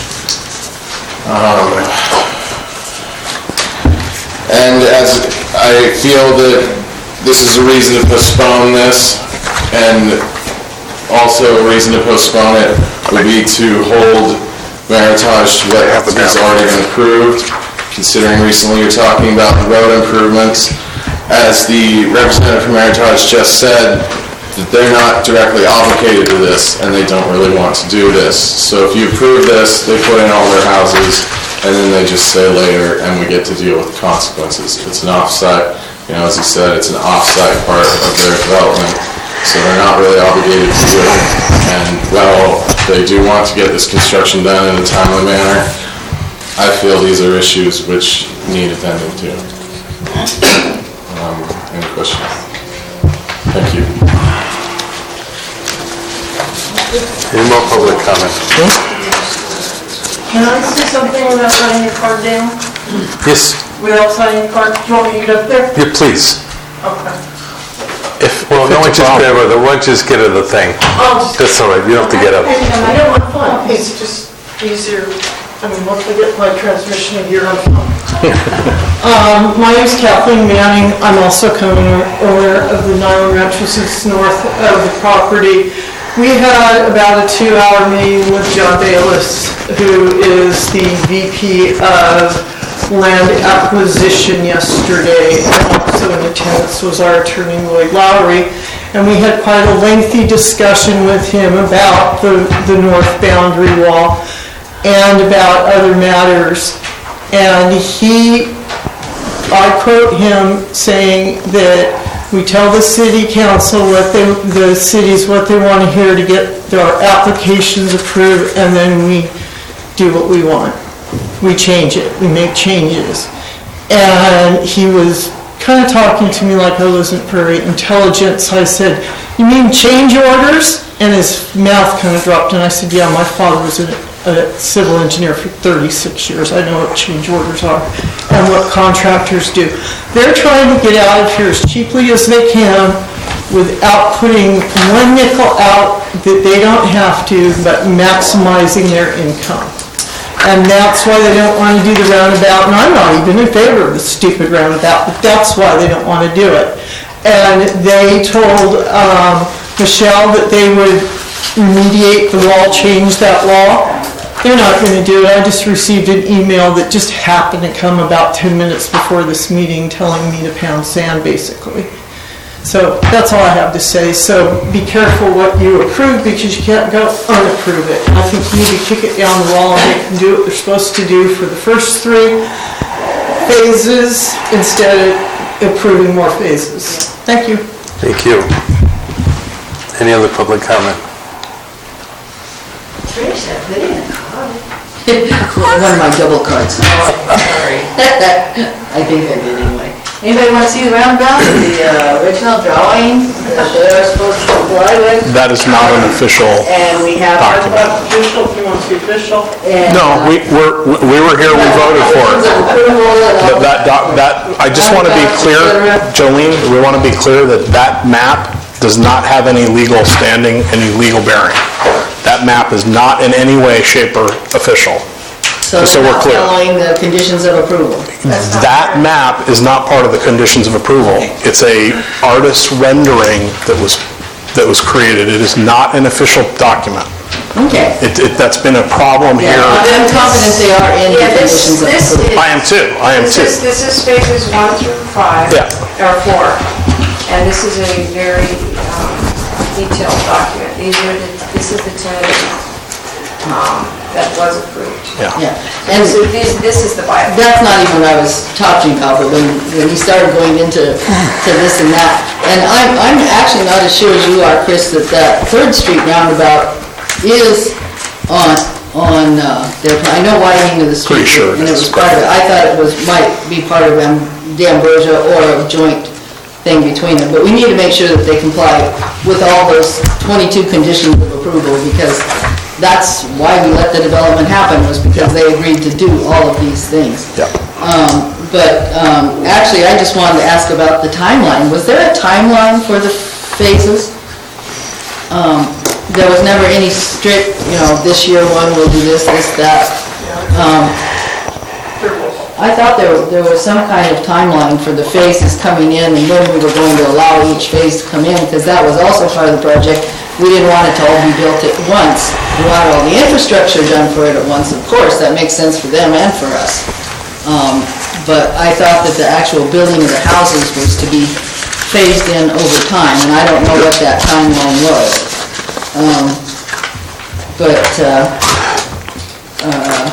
Let's see, I got a timeline and conditions of approval.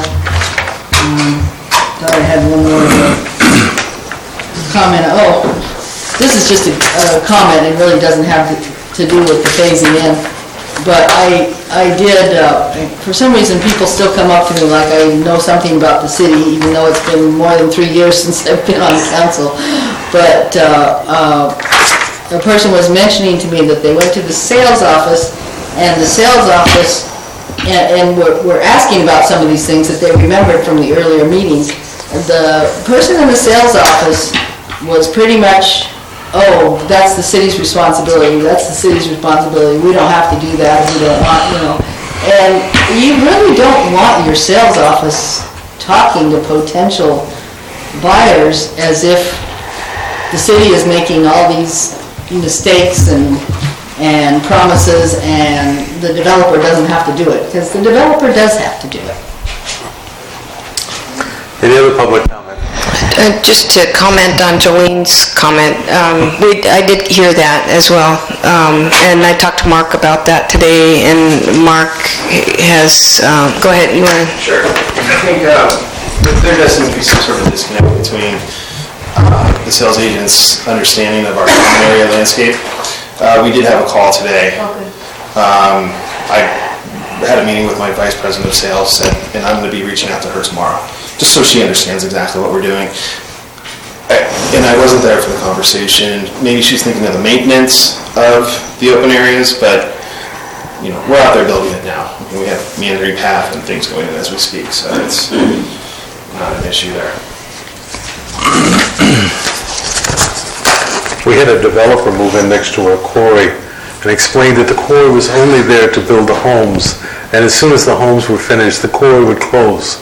We had another 50 years of mining out there. I did want to make one more comment about the roundabout. If the city disagrees with our interpretation of things related to the roundabout, then the roundabout gets built. We're just proposing the space that we have to build the roundabout and how effective it can be. That's all we brought up. Sure. Thank you.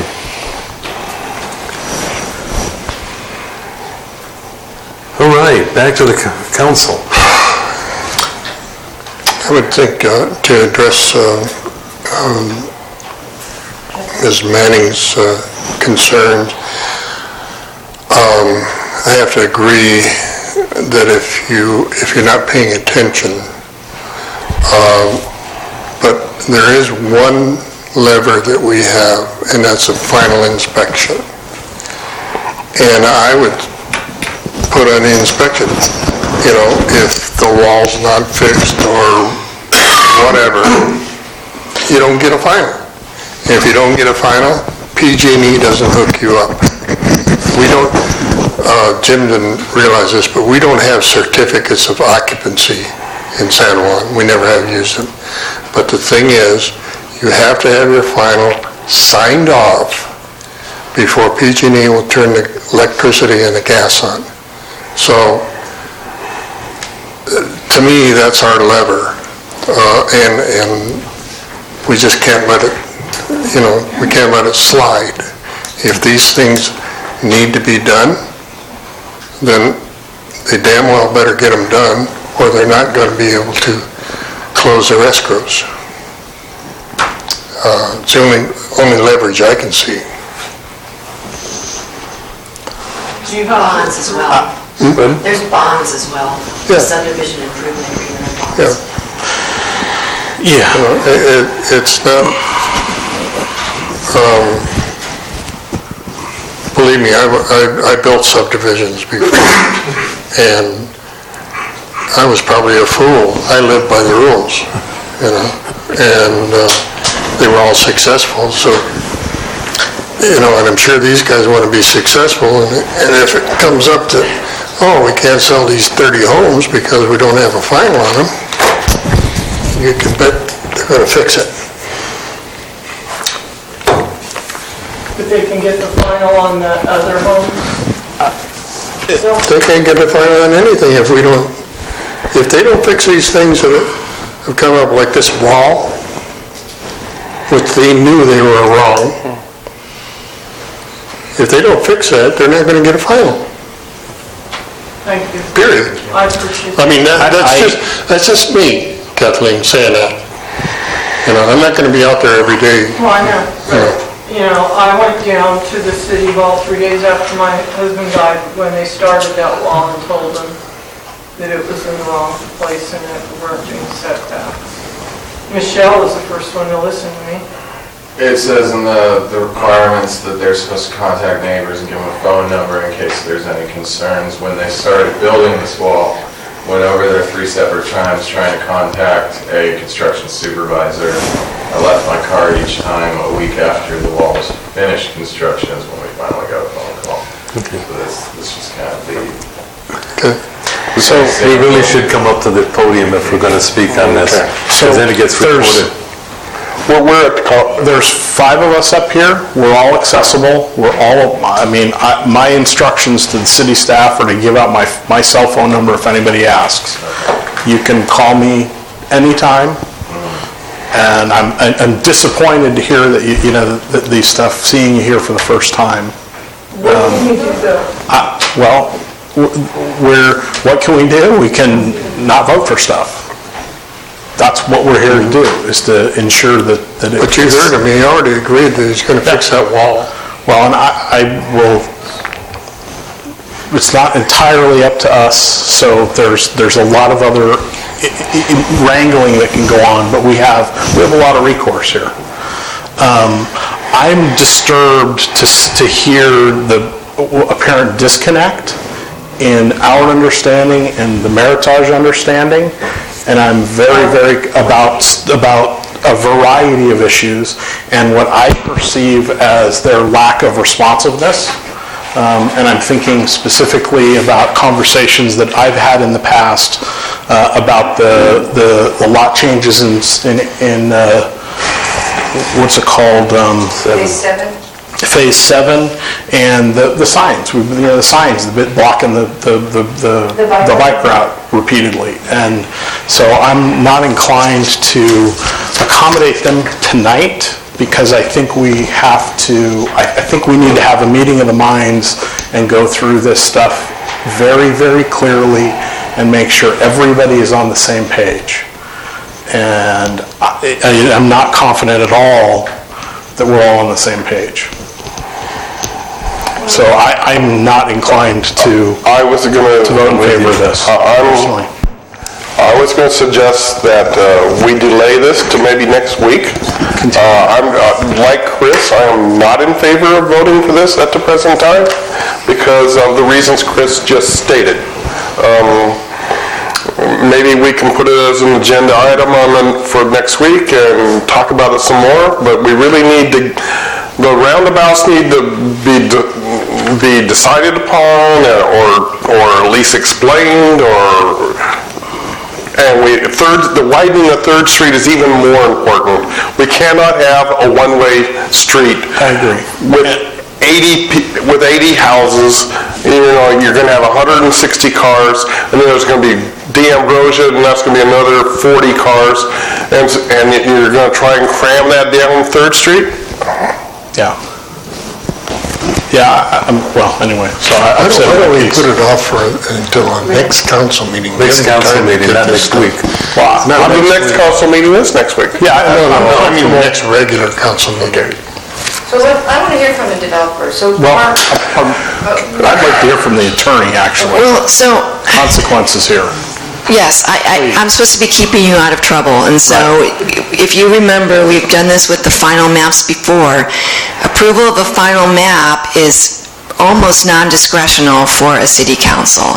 And when the approval process comes forward is when the city engineer says that the final map is in substantial compliance with the tentative map, which it's not in the staff report, but I assume that's the case because that's why we're here today. So, you really don't have a lot of leeway to consider some of these other peripheral issues when it comes to approval of the map. You're just going with the city engineer's determination that the map is in compliance with the tentative map. So I'm okay with you putting it over for 2 weeks, but at some point, you're going to need to make a decision based on the engineer's determination. Okay? Well, if I may, so I don't believe that these are in conformance based on the conversations. It doesn't sound like you're entirely familiar with all the documentation, so I don't believe this has been adequately reviewed. So this is just comparing. This is just comparing it to the approved tentative map. I understand conditions of development, but that's sort of a... Well, and that does not, that map doesn't include the roundabouts? Is that what you're saying? This map creates the lots within 5, 6, and 7. That's what this approval of this final map does. Okay. That's the extent of the action.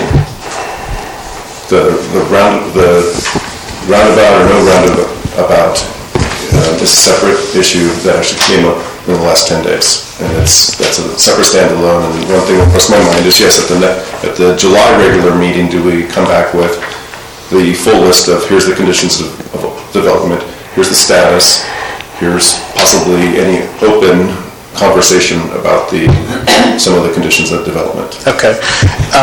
Does the tentative, or does an approval of Phase 5 in any way affect whether or not they're able or willing or required to change the wall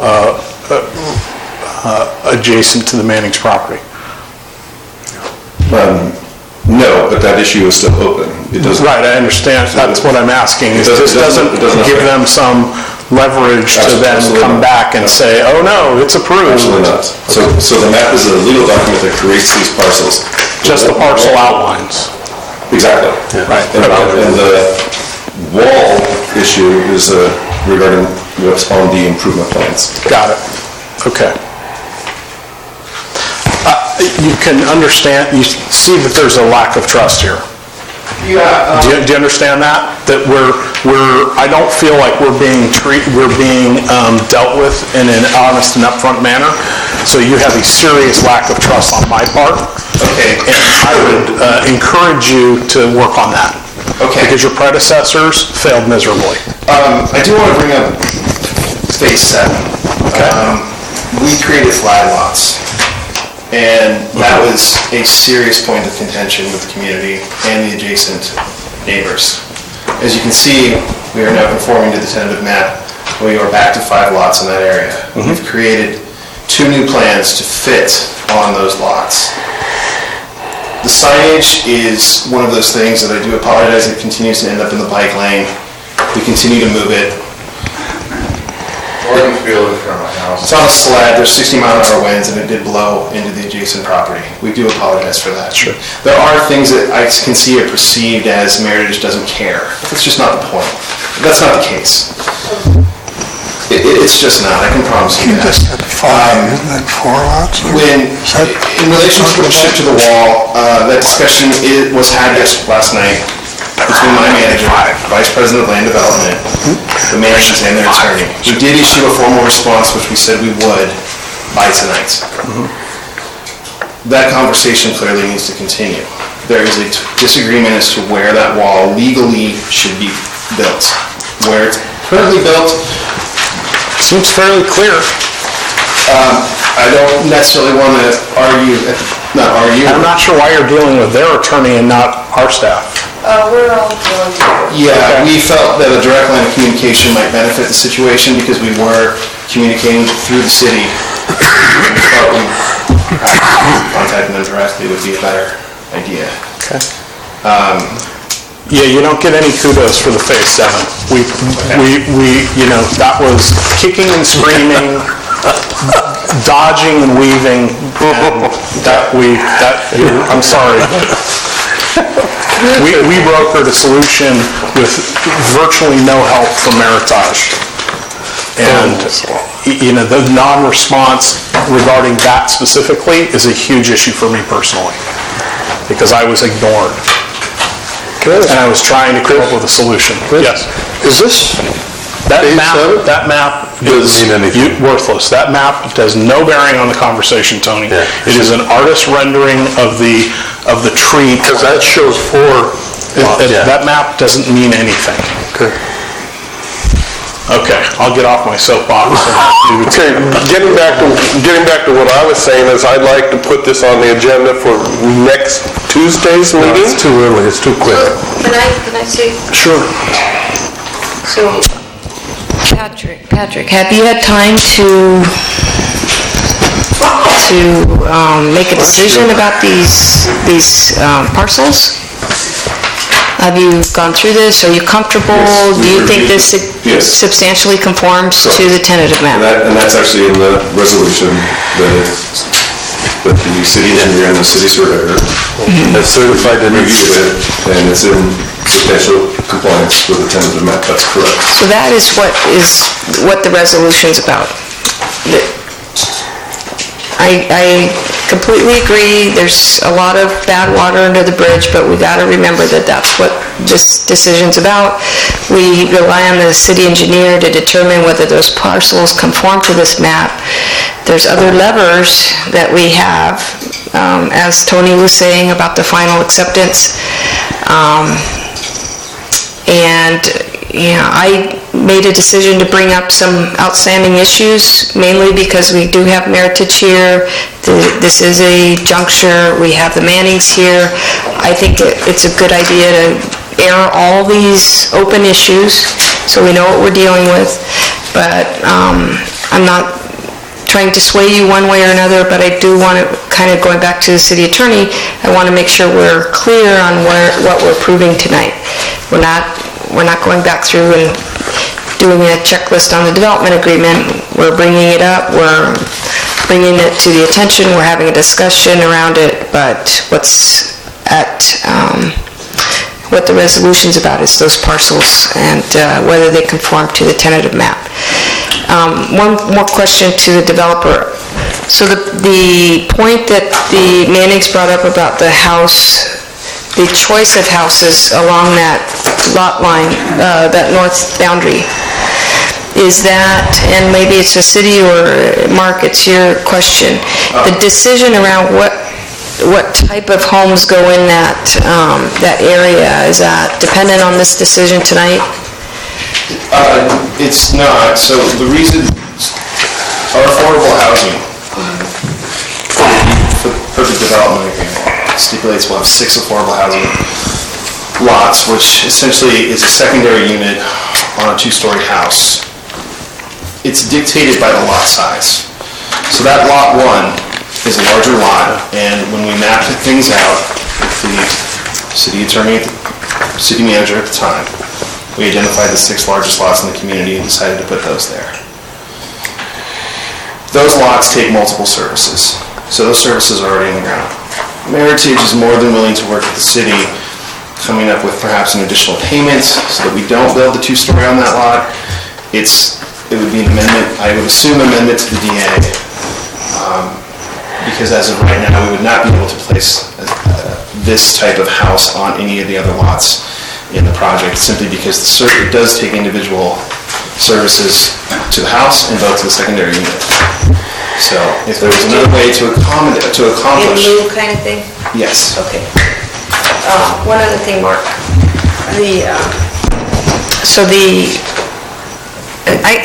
This isn't just, the city is on one side. I want to hear Meritage's side of the equation. So if we delay this a week and, how does that impact the developer?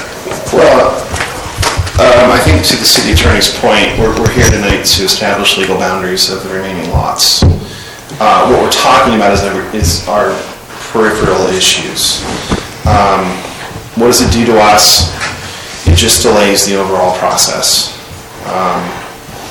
It makes it so that we're not able to build homes on those lots. And so you would have people moving into the lots we do have available to build on, and then you would have these remainder lots, and you would probably run into this patchwork situation where we're building next door to people because of the delays in construction. Ultimately, this is a delay in construction of the homes on those lots. I have a question. If they have to have everything, punch list before you let them get their final approval, how can you do that if they're going to be building homes and you're going to be cutting loose for final approval?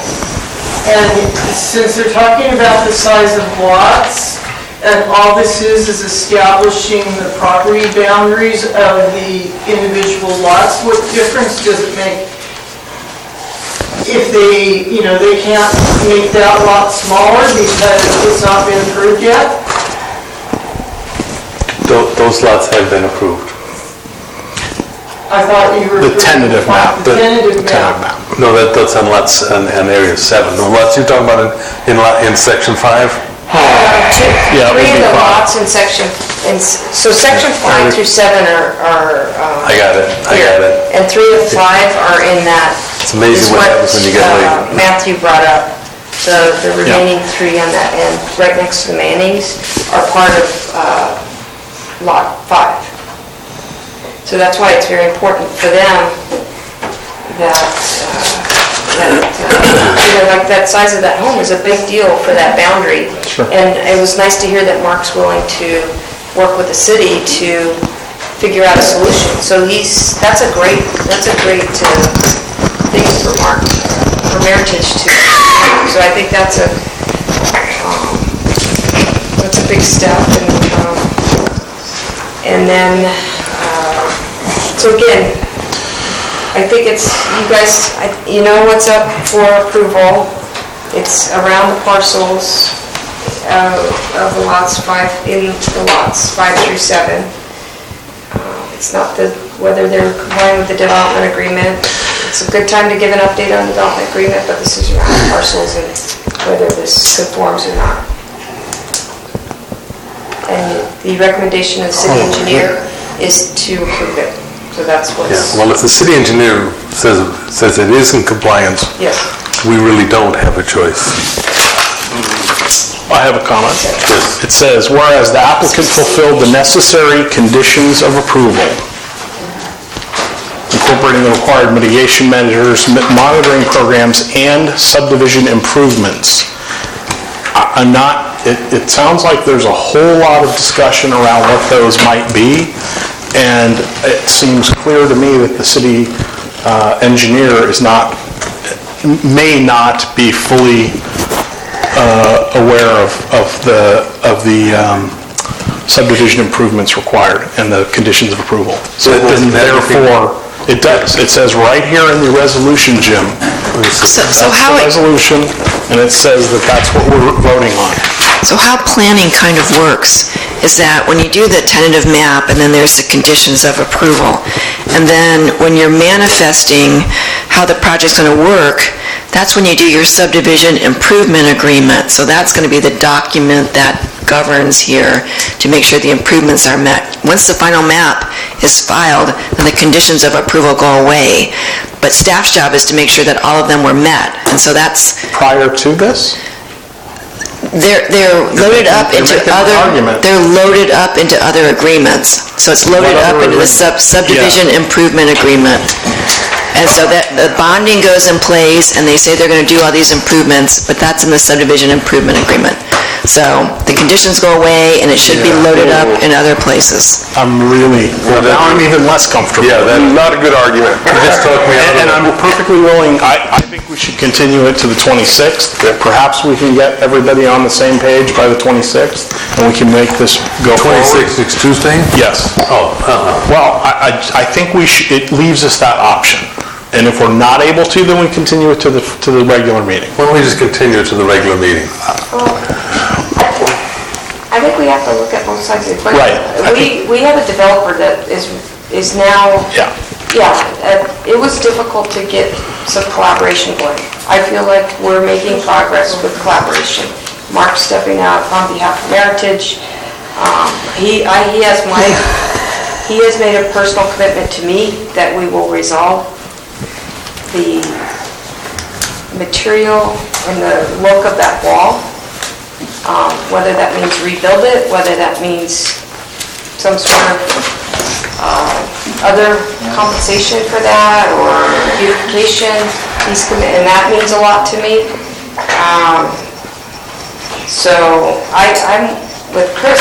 I think that we should do our very best to be able to come back next week. I think we owe that to the developer. I agree. We are stepping out. It's a big company, and shame on them for not being more responsive. It's frustrating for me as well. I have to call multiple times. It's very frustrating for me to hear that the sales office is basically bad-mouthing the city administration, that we're, that we're responsible for things that we're not, and/or, that we don't really care, and it's the city's fault. The real estate salespeople. I know. Somewhat similar to used car I'm very sales. frustrated with all that. Michelle, what you described is modus, that's what every developer does all across the country. What I'm saying, They hire one guy, frustrated as I am. you get a fool to come in and make promises, you get the people to Frustrated come in as and I go. am, I feel like the developer, it does come to the table, and they are making changes, and they're willing to talk, and so I think we should do our best to come back next week and work through all these issues. I mean, So one thing I want to make very clear, for me to be a happy camper, I need to know who has the financial responsibility to improve 3rd Street. got it. Okay? So if you have to assign homework to the city engineer to go through and figure out, is it D'Ambrosia? Is it Meritage? A combination of the two? Whatever. But we need to have that. That's really critical. Yes, it is, it is the biggest issue right now. I agree. I move to continue this to our special meeting on the 26th of June. Have a motion and a second, all in favor, say aye. Aye. No, I vote no. I can't be, I'm gonna be right where I am right now, next Tuesday. Where? Eventually? Yeah. I ain't gonna move anywhere. Okay. Okay. But it passed. You're fine. That's. All right, where the heck are we? Okay, then E is postponed. F is, consider plan for dual events for the first weekend in May 2019.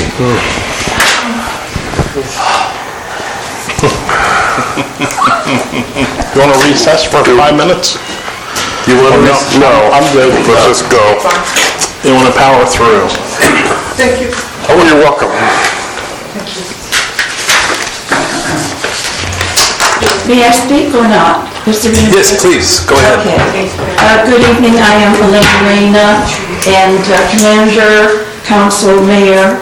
I wish to address the fact I'm amazed that you want to consider on a consensus to have dual events the first weekend of May.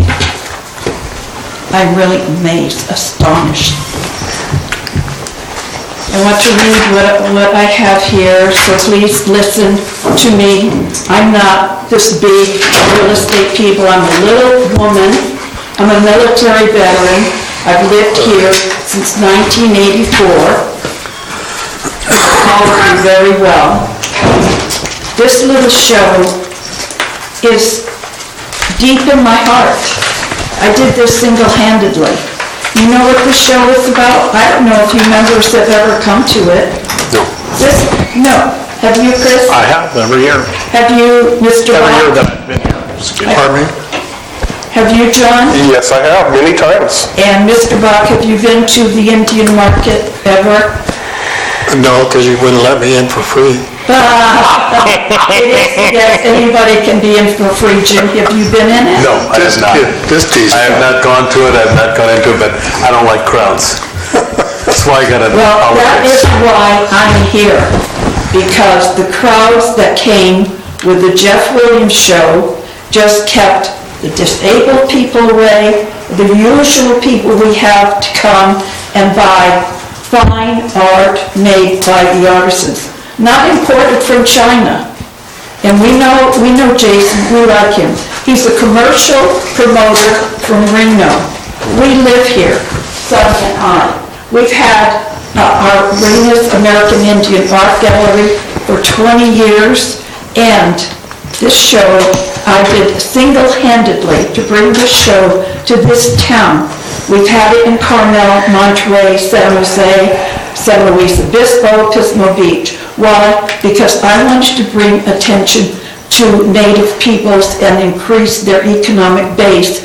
And it's a nonprofit, educational, public benefit for the public to see what beauty is amongst our First Peoples. So I have to read because I'm an old lady and it's hard for me to remember what all to say. But I want to contest the Jason Williams Rib Cook-Off on the same weekend as our 35th California Indian Market. 35 years, and I've done this single-handedly. I don't have a committee. The next people that are taking it will have a committee. They'll do one, they have fire in the belly, they can do good on it.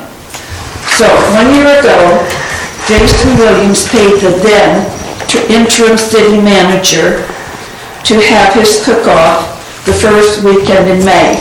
He used to have it in July. And he's, as I said, he's a commercial promoter from Reno. We like Jason, we like his dad and everything. We don't mind that show, that's a wonderful show. But how can you have that type of element and when you have another beautiful artisan show? So I wanted to tell you that Dan Correa called me from the school grounds. He was very upset. There were whiskey bottles, empty bottles, over at the school parking lot, not the Mia Escuelita, but the regular school over there. And our show is a sobriety family event. We don't allow alcohol or drugs there. So I just want to continue to read.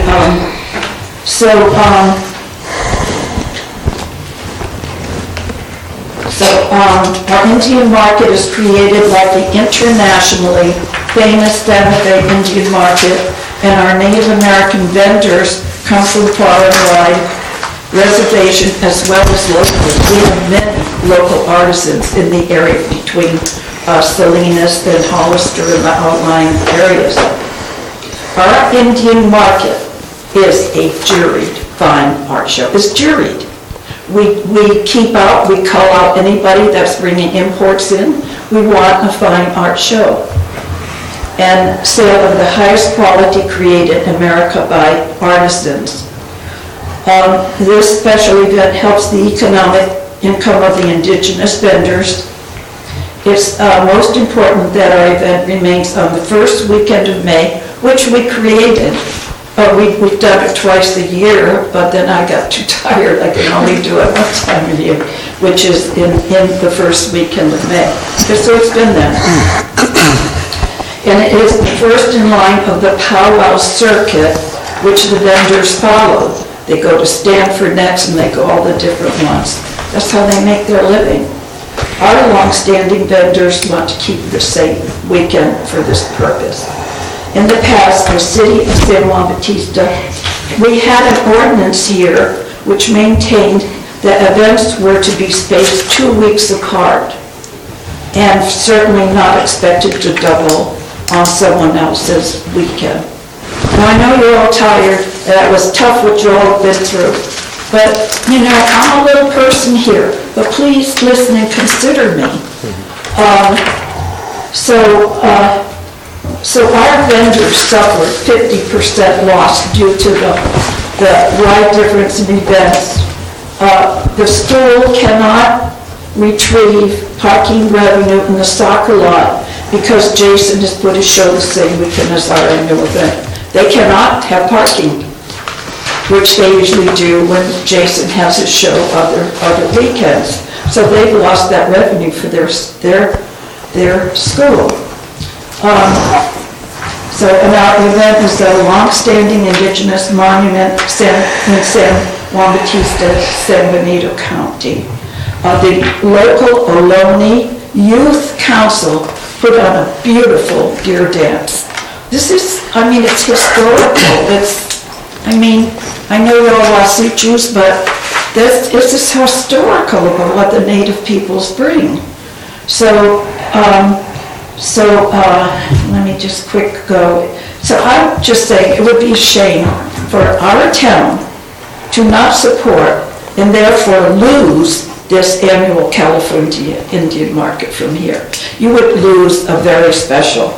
Marcus from Hardina said he got more customers when our show is on until this one.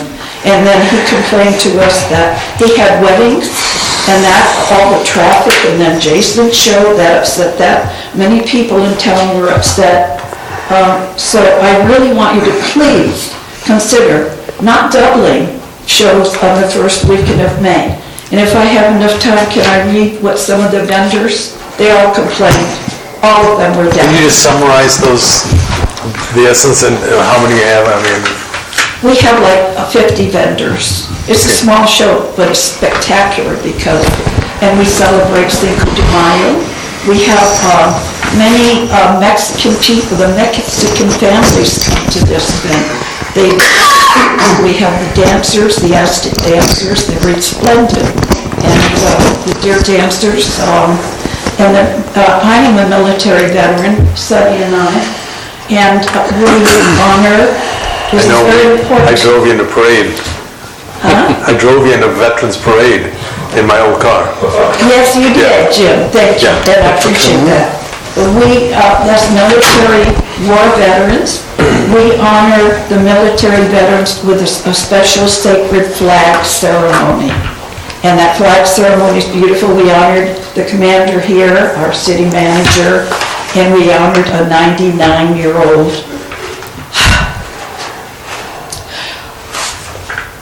World War II Korean War veteran. I think it's important that you keep this here. I mean, it was in my heart to bring this, so I hope you will consider it. Please don't let it go somewhere else. Thank you. Thank you. Five speaker cards? Okay, any questions from the council before we go to public hearing? No, not at this point. Sonia Mena, have to speak? You guys want to see the vendor complaints? You want me to pass those out? Not just yet. It's got a summary of it, you know. San Juan Bautista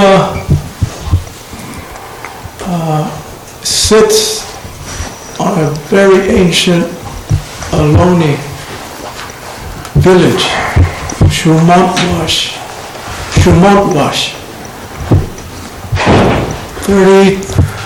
30 some odd years ago, Destiny brought us here, and the descendants of the medicine woman that are buried at the mission befriended us, and the rest is history. The California Indian Market celebrated by the native peoples of the Americas for the last 34 years. It's unique. It's known globally because it's authentic. It's authentic, and it's the lasting celebration of a native people who refused to die. So I hope the California Indian Market doesn't die here. Thank you. Thank you. Rachel Ponce?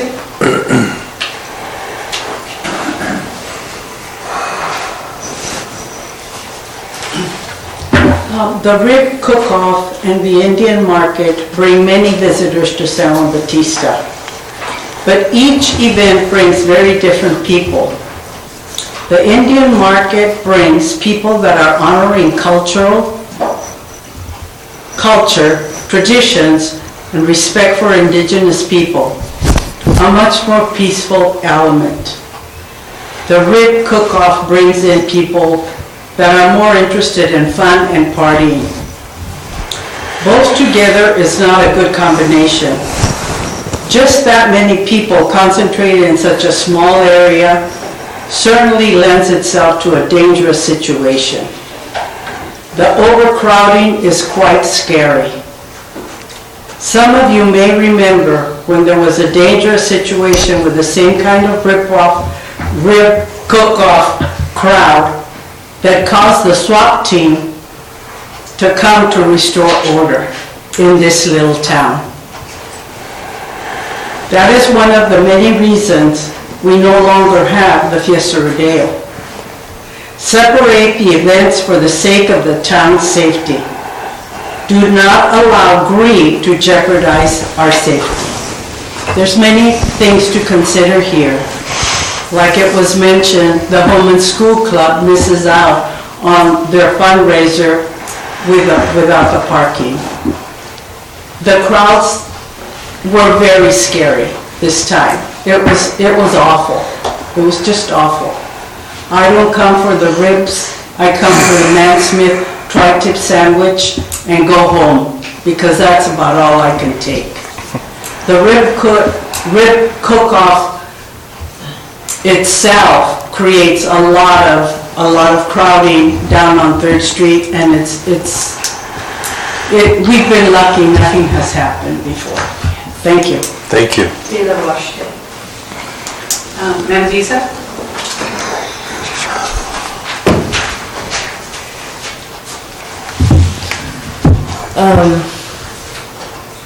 Good evening. I'm going to start by saying thank you for the opportunity to speak on this. I want to speak to my own heritage. I descend from the Anishinaabe Nation, the Choctaw Nation, the First Nations of Turtle Island, and I grew up in San Juan Bautista. And the California Indian Market was the only standing cultural expression or monument to my First Nation heritage that I could look to try and understand myself and the community that I was a part of. And it had great impact on me as a youth in this town. We know that this is the town of history and that we celebrate the history of many different institutions, and the pre-colonial history, or at least the narrative of the peoples of pre-colonial times here, I feel are far underrepresented. This is our only living, standing monument for the lineages in this town. And from what I know, this market has been here for 34 years, going into its 35th year. It's happened in and around the historic district, so I believe it is a historic resource of this town. Maybe it's not a building, maybe it's not a mission or a church or a state park, but it's definitely a monument. It's definitely integral to the culture of our town. And I believe that, and we can just talk about logistics, is that the rib cook-off traditionally happened in July, and now you look at the calendar in July, and how many street fairs and events and Jason Williams shows do we have in July? We don't have anything. And now we're kind of like wanting to stack up for profit events that bring draws in. As a city, we could space them out and be able to, I think, benefit more roundly. We don't really have to overlap multiple special events on the same day unless we wanted to. I'm asking for all of you to make a decision tonight to be an ally to the Indigenous people here. Myself as a young person and as a mother raising young Indigenous people in this town, it's of the utmost importance that now in this time, the leadership, the government, be able to support First Nations people, First Nation commerce, and cultural expression. It's in the general plan to have more cultural events. That's in the implementation matrix of the strategic plan. So I would ask that you would stay in alignment with your own documentation. And, Mr. Williams has 4 or 5 events in a year. There's 11 other months that he could choose besides May. He has options. The Indigenous people, this is all we have. I think also that going forward, if the decision is made to either keep multiple events or to, this woman, Elaine Reyna, has spent her life trying to provide this to our community, and it just takes a simple decision to wipe away a woman's legacy. And she's an elder in this community, and she's given a lot of service to this community, and I ask that your action today reflect your gratitude of that. Thank you. Thank you. Is Linda Jen still here? for a moment.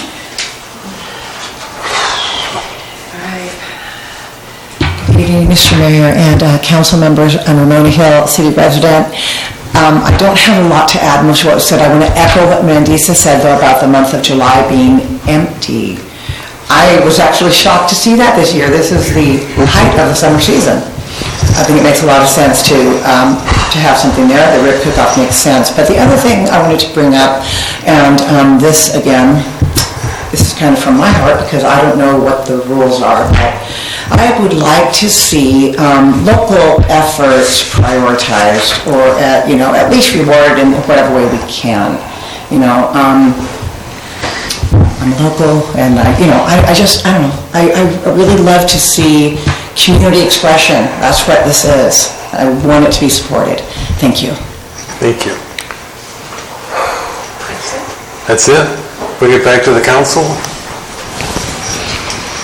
I think there was some, did you put any other letters? There's letters from Lori, and somebody else, Mandisa, and that's it. Just want to make sure you guys knew about those. You want a copy of the vendor one? Yes. I would love to see them personally. Yeah, that's a good idea. I'm sorry, I just don't want to. It's late. Yeah. We're way past Jim's bedtime. Way past Jim's bedtime. May I keep this?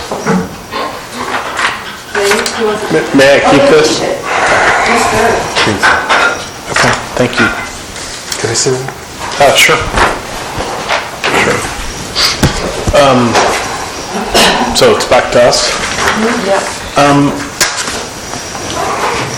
We didn't hear from staff. I'm not going to weigh in on this one. Wow, you're more of a politician than I thought. I don't know if you read how I wrote the staff report. Yeah. This is definitely a community, so I feel like it requires a vote, and I... Yeah. Well, let me just say, I called Jason Williams today, and I said, how come? And he said that he and his mother were doing a small thing, and that they had other things coming up in Reno, and it was getting hard to do this one. They were the third week of May, and so it was. He didn't know if he could do both of them, so I didn't. Go ahead. I'll say this, I was surprised that there were two events on the same weekend. Yeah. I really was. I have to tell you, Elena, though, one thing, in your letter, you say 1 year ago Jason Williams paid the interim city manager. That makes it sound like he bribed him. He did not do that. No, I didn't mean that, Mr. Bob. I meant he gave him, he paid the permit. Yeah. I should have made it clear. He paid the permit. Okay. Yeah. I would suggest that, I don't know why Mr. Williams has to have this on the 5th of May.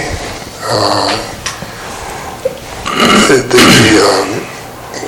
Indian thing has been going on the same weekend, I think. Yeah. And I just feel we should just tell Mr. Williams to pick another date.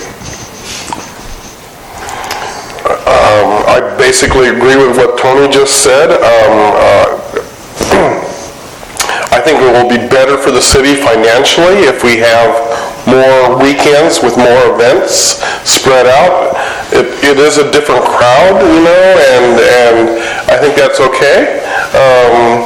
And we can have the best of both worlds just on a different weekend. And Mr. Williams can choose his weekend other than the first weekend in May. And he's got a lot of weekends to choose from. As long as he doesn't make it flea market weekend.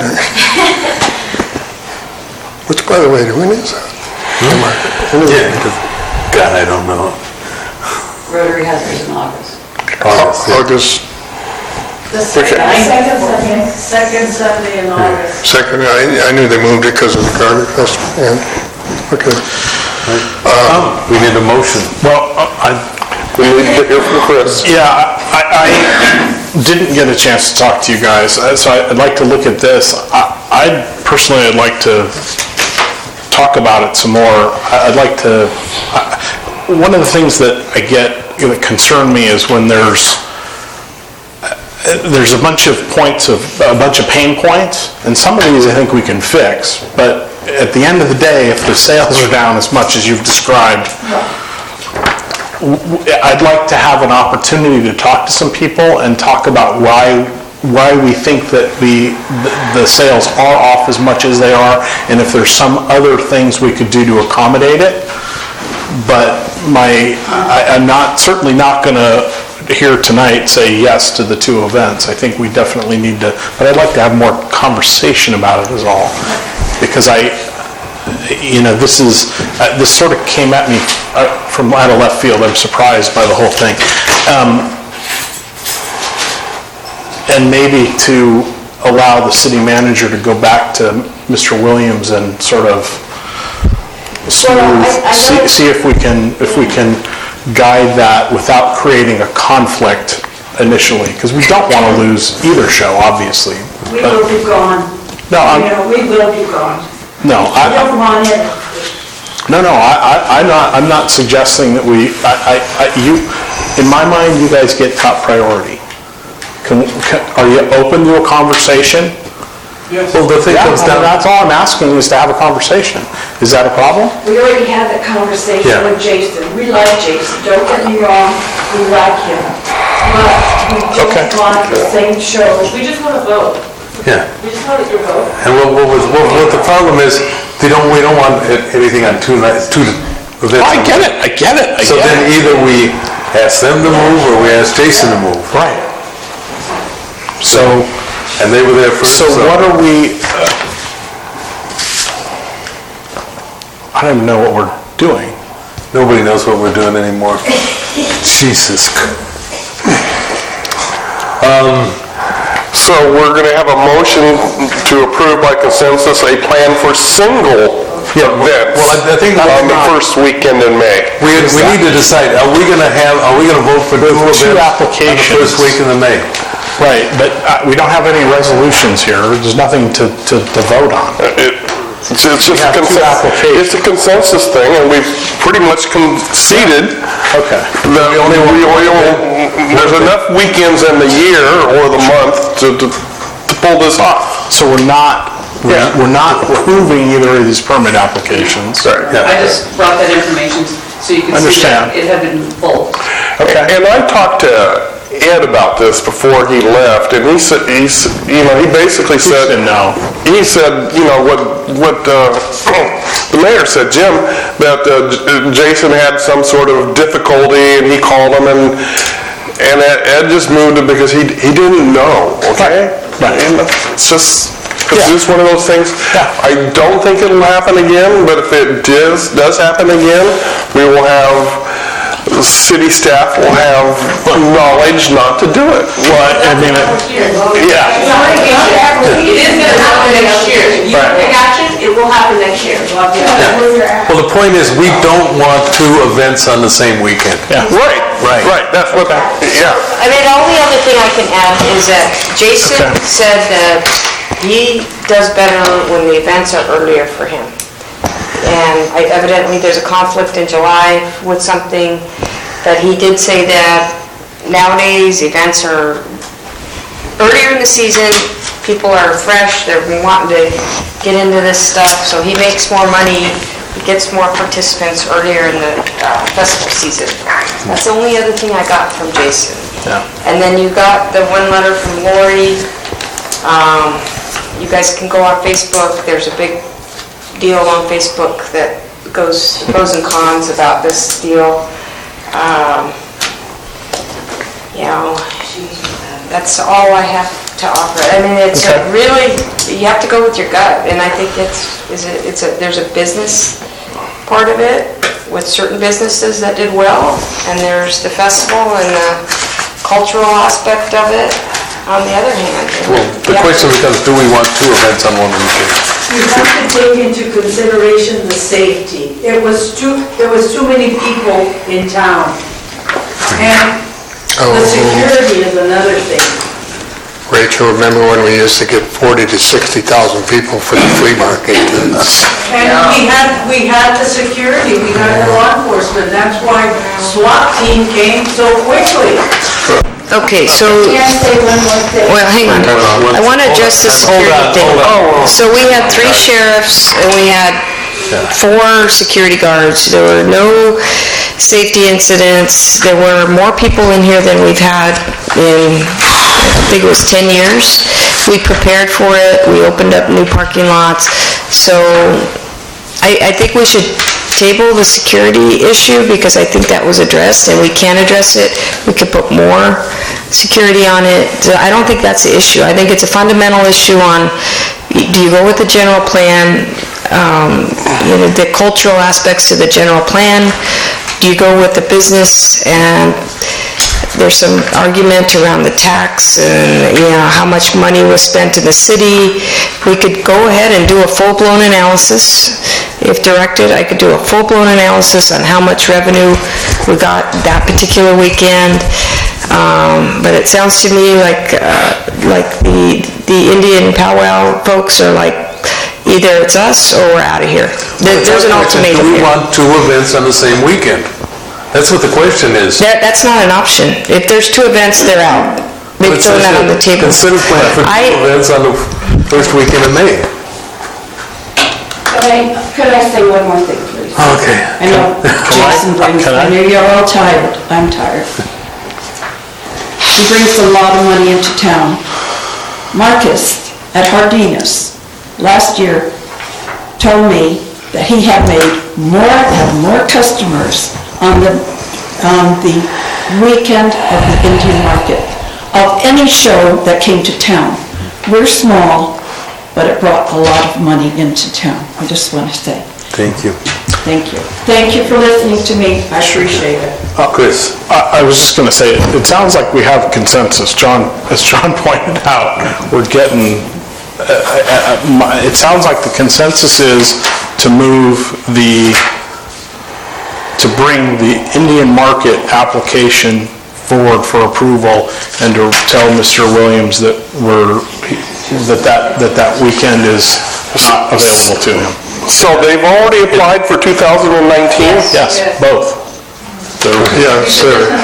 I did not know that. I did. So is that a motion? It's not a, I don't, No, we're not. This is one, and then that's another. It's consensus, Jim.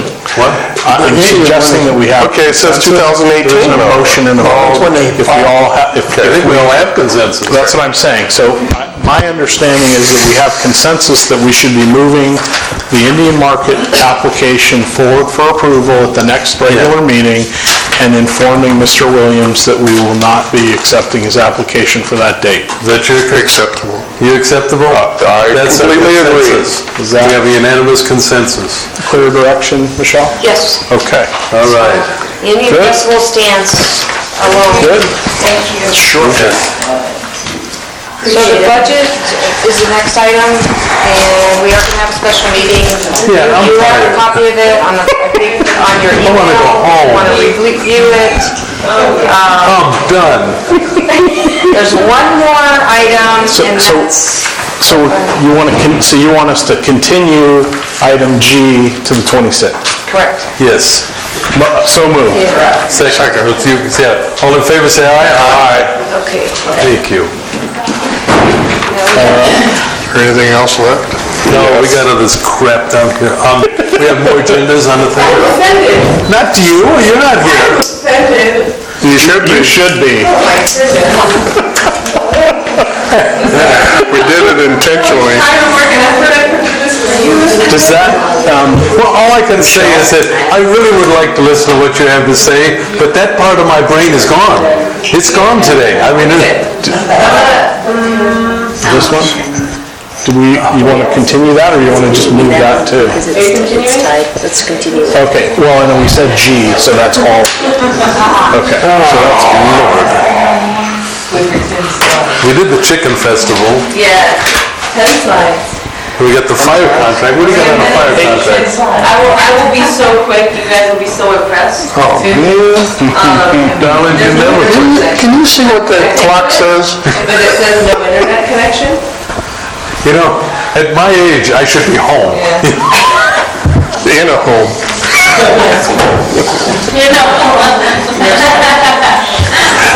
Okay. I'm not a fire contract? Okay. Very little. Okay. So I move to provide the funding in the amount of $1,500 for art supplies and for an artist consultant for a Second, we got a motion and a temporary second. public art project. All in favor, say aye. Aye. Aye, that's Hey, good. thank you. Can I ask for a second motion for the pickleball court? It's not on the agenda. No, it's not on the agenda. Okay, well then next one, we'll do that. No, that, your issue is done, thank you very much. You got your money, that was the easiest money you ever got. Yeah. Okay. $3,500. No, that's not, For a pickle? Teresa stayed home Kidding me? for that. yeah, that'll teach you. I stayed all night for it too, and I don't want to see it. Any public comment on this one? No, no. Sure. No. No. I just want to say really quick, I would ask on this public art project next year to go after a grant, because there are lots of art project idea. grants available, and this year, they didn't have time to do that. But I would highly suggest and recommend that projects like this should come from grants. I think you're right. You're absolutely correct. That was incredible input. I like it. Are we on to discussion items? No. Okay. This will be fast. Huh? This will be fast. What's that? I promise you. The fire? The two, there's 2 items left. We have 2 items left. Cannabis rules? Yeah, there's, That's canceled, that's all. That's canceled. so see, what I say? Hey, Done. we only got the fire contract. Fire contract, we have nothing to report. Nothing to report. Okay, we're done? All right. Any comment from city council member? No. Any comment from city manager? Any comment from city attorney? Absolutely not. Did we get more speakers for the Indian market or for the chickens? I think that it was 4 each, wasn't it? It was 4 each. Thank you very much. It was more contentious. Motion to adjourn. So moved. All in favor, say aye. Aye. What? We have another thing on the agenda for the strategic plan. Not on this agenda. No. What is it? Yes. Approved. You were on the consent agenda. Done. It's done. Cancel.